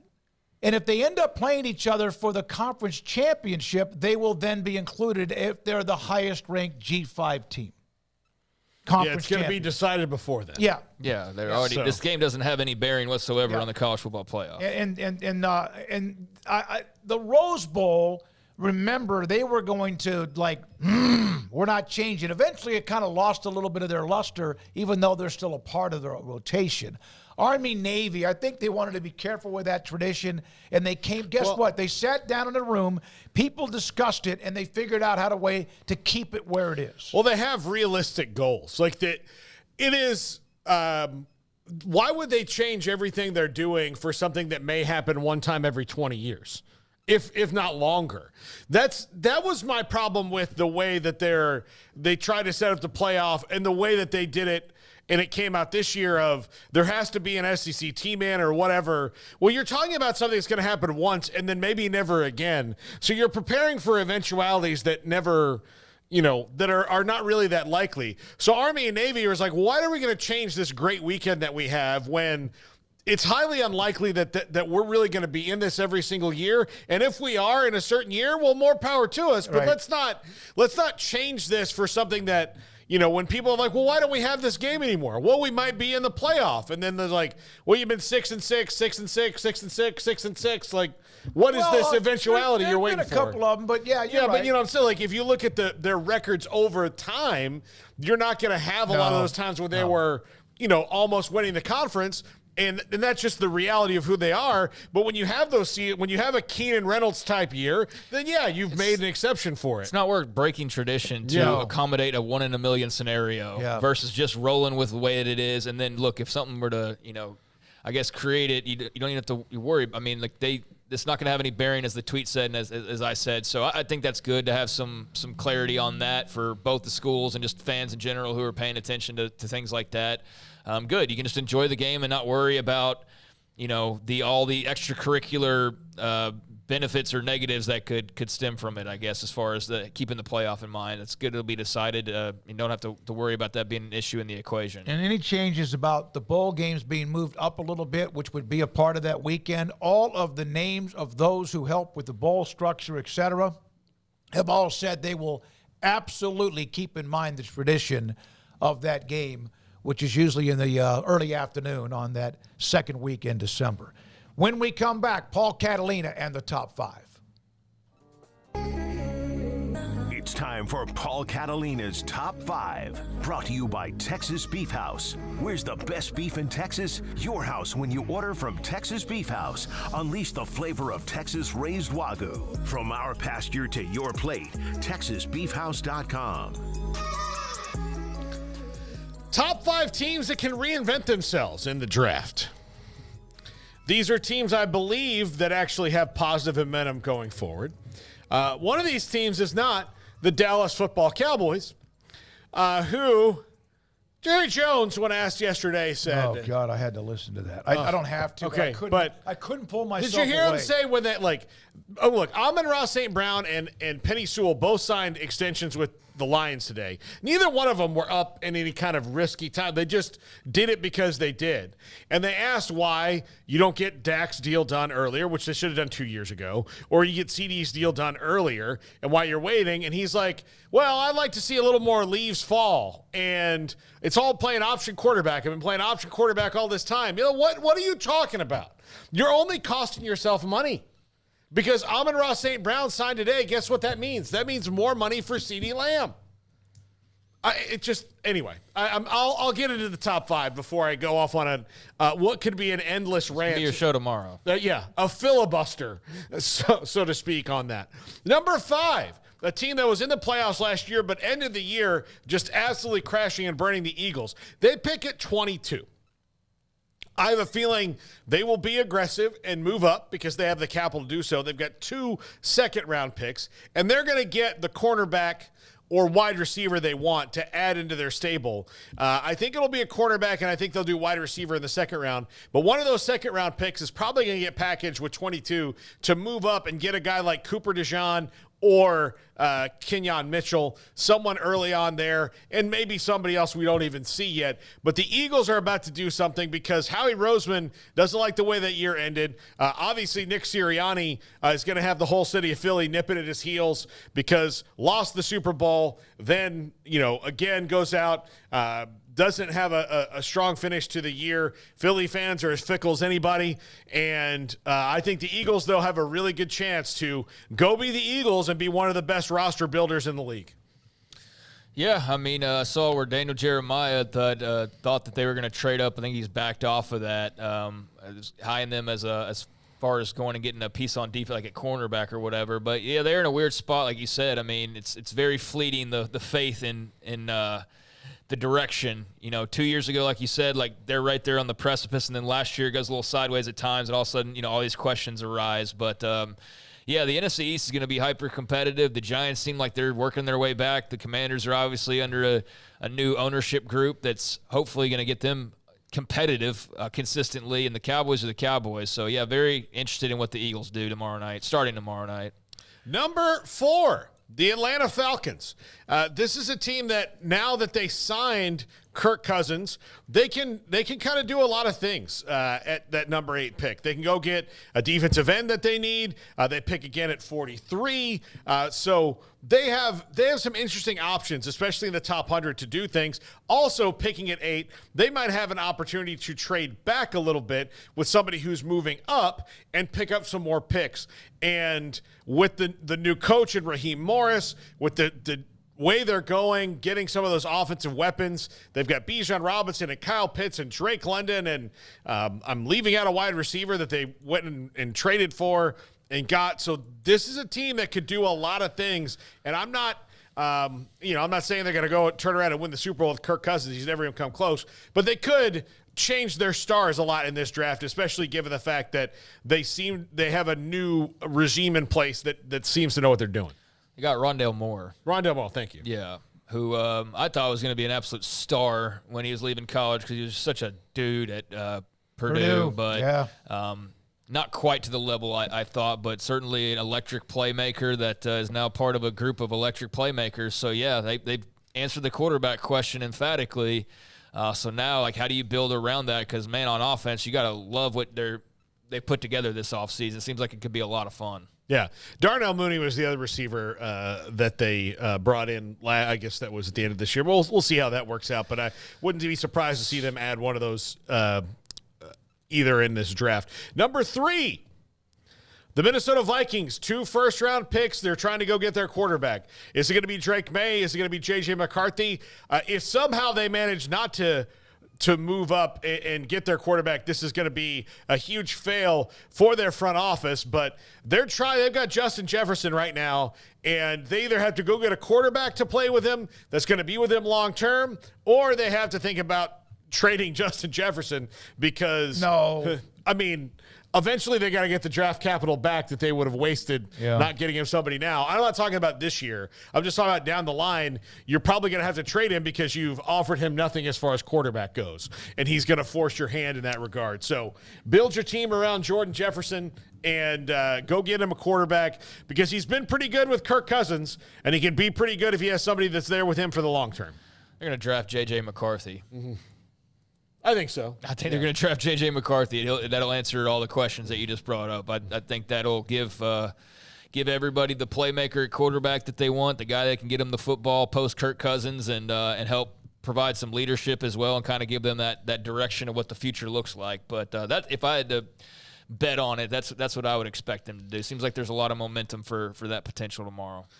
Number 2, the Arizona Cardinals. A ton of 2 first-round picks, a GM who likes moving around in the draft, the ability to trade out of number 4 with a team like Minnesota, and pick up even more picks that they have, swap some things around. It could be very interesting. They could wind up with 3 first-round picks tomorrow. And now that they've kind of decided to build around Kyler Murray, which I think, given his contract and given the fact that you just should try it with his ability.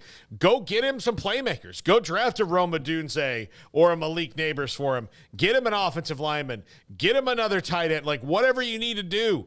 Put some guys on defense. You Can have a team ton afford of to picks. have 3 first-round picks and pay for all of them? Well, I mean, I think the Cardinals can right now, Okay. but Thought salary cap didn't exist. yeah, That's it only true. exists in Well, that's a rookie cap. it That- only that's a- exists in the 817 area that's code. right. 214. Doesn't mean in general 469. people find ways to do business. So yeah, I mean, Yeah. if you have 3 picks, then you got to have some plan that you're No, going to be able to sign all don't, 3 of you them. don't get 3 if you can't pay for them. Yeah. And the J.J. McCarthy Vikings, there's a guy I follow as a fantasy. I know that he would have to drop a long ways. The Giants, I guess, are the best bet for him probably.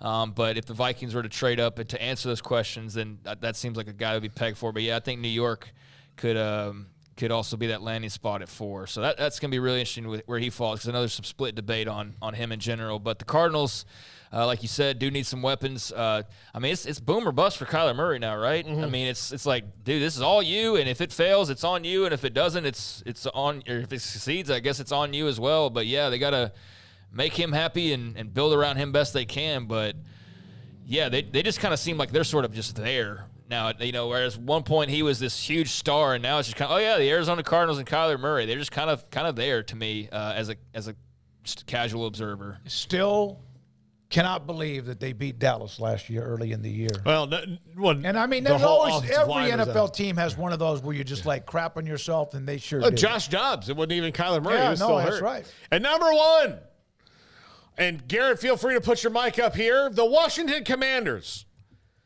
It's a new day, a new owner. I have a feeling that What, are you trying to get me to extend your contract or something like Here's that? the deal. I think that when you walk around Landover, Maryland, or wherever the complex is, you've been there. You did the show there that day. Yeah, I did.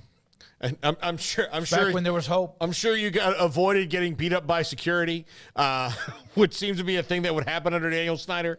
But like, you walk outside in a flower bed that was just dead and shriveled. Now there's little daisies popping up. They put Eskimo on there. Yeah, like they put, there's all kind of wild plants, popping up, and it's flowers, and everything smells good, and they're good. Like, there's going to be plumbing in the stadium now. All these cool things. It's going to take a while for the They stench have, to go look, away. here's why I think they can reinvent themselves. They're the owners of picks 2, 36, 40, 67. That's 2 in the 78. That's 3 in the first 3 rounds. 6 in the first 100, which is right outside. Maybe right. a No, it's that the last supplemental? pick of the 3rd round. All right. So compensatory. All yeah, right. and I mean, so, dude, there's never been more of an opportunity to be new Yeah. than where you have it right now. I mean, Exactly. you can literally do anything starting from scratch, basically, at this point. So, screw Daniel Snyder, piece of garbage, all the former coaches, all the former who cares? It is like, I'd look at this as almost like launching an expansion franchise that just happens to have a lot of great history that's also at your disposal. But to me, it's just a blank slate. You've got some pieces you already clearly like, but yeah, man, go get Jaden Daniels. That's what I expect him to do tomorrow night, and I'm going to be happy about that pick because they desperately need a quarterback, especially somebody who matters, not just some dude, but a game changer at quarterback. And we've tried to convince ourselves that, man, Taylor Heineke's actually pretty good. And, for a moment here and there, maybe he was, but he was not the franchise future leader of, the Washington Commanders. And there's just been quarterback after quarterback after quarterback that have Dwayne Haskins, RIP. I mean, you go on and on and on. And so hopefully tomorrow night's the night where they actually, for the first time since they had 2 quarterbacks in the same draft, And picked, and then screw that up. One of them they basically run into retirement, and then the other one they piss off left and right to the point where he doesn't want to be there anymore. So hopefully this is the guy that they can actually build around and can be that guy that leads them into the promised land.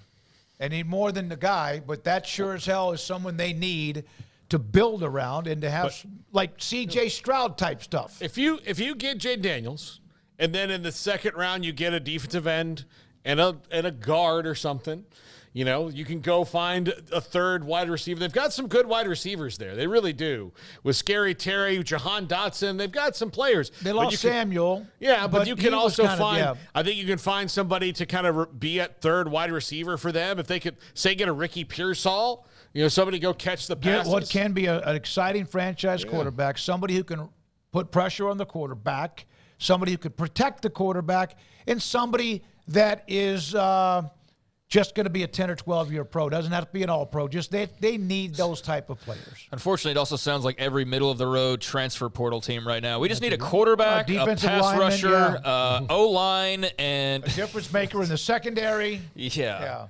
But that's all. But you know what? At least you can go in there and actually pick, and it's just all, I do have faith that they have the ability with the new GM, the ownership, and all that it's not going to be a cluster, that they, again, that doesn't guarantee anything. No, I just doubt that Josh Harris is walking in the room with edicts. I think that's the problem, and Josh Harris may not even walk into that room except to congratulate them when they make a pick after he's approved, of course, how much he will appreciate. Well, they'll never have a better opportunity than tomorrow night to reignite this franchise. So let's see. I think it's going to be Jaden Daniels. We'll see. Obviously, we got more time to talk about this tomorrow. But, yeah, there's definitely for those 5 teams the opportunity to kind of change your perception. One quarterback you ran into retirement.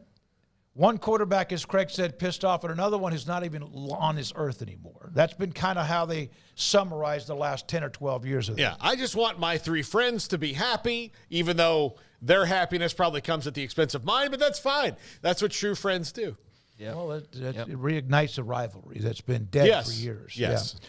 All right, Emery Winters dialing up 365 Sports tonight at 10:30 on the CW. Jack McKenzie is here doing what he does, which is like everything. Also, Garrett Ross runs the mothership. Thank you, Garrett. Appreciate your time. Yes, sir. Hopefully what Paul said is true about the Commanders. Washington. Craig, I can only hope. My favorite team as well. For Craig Smoak and Paul Catalina, please hit the like and subscribe button if you haven't already. Pass the word along to somebody else as we approach 40,000 subscribers. We need to keep growing because we want to, and you're a part of that. I'm David Smoak. Good night, 365 Sports.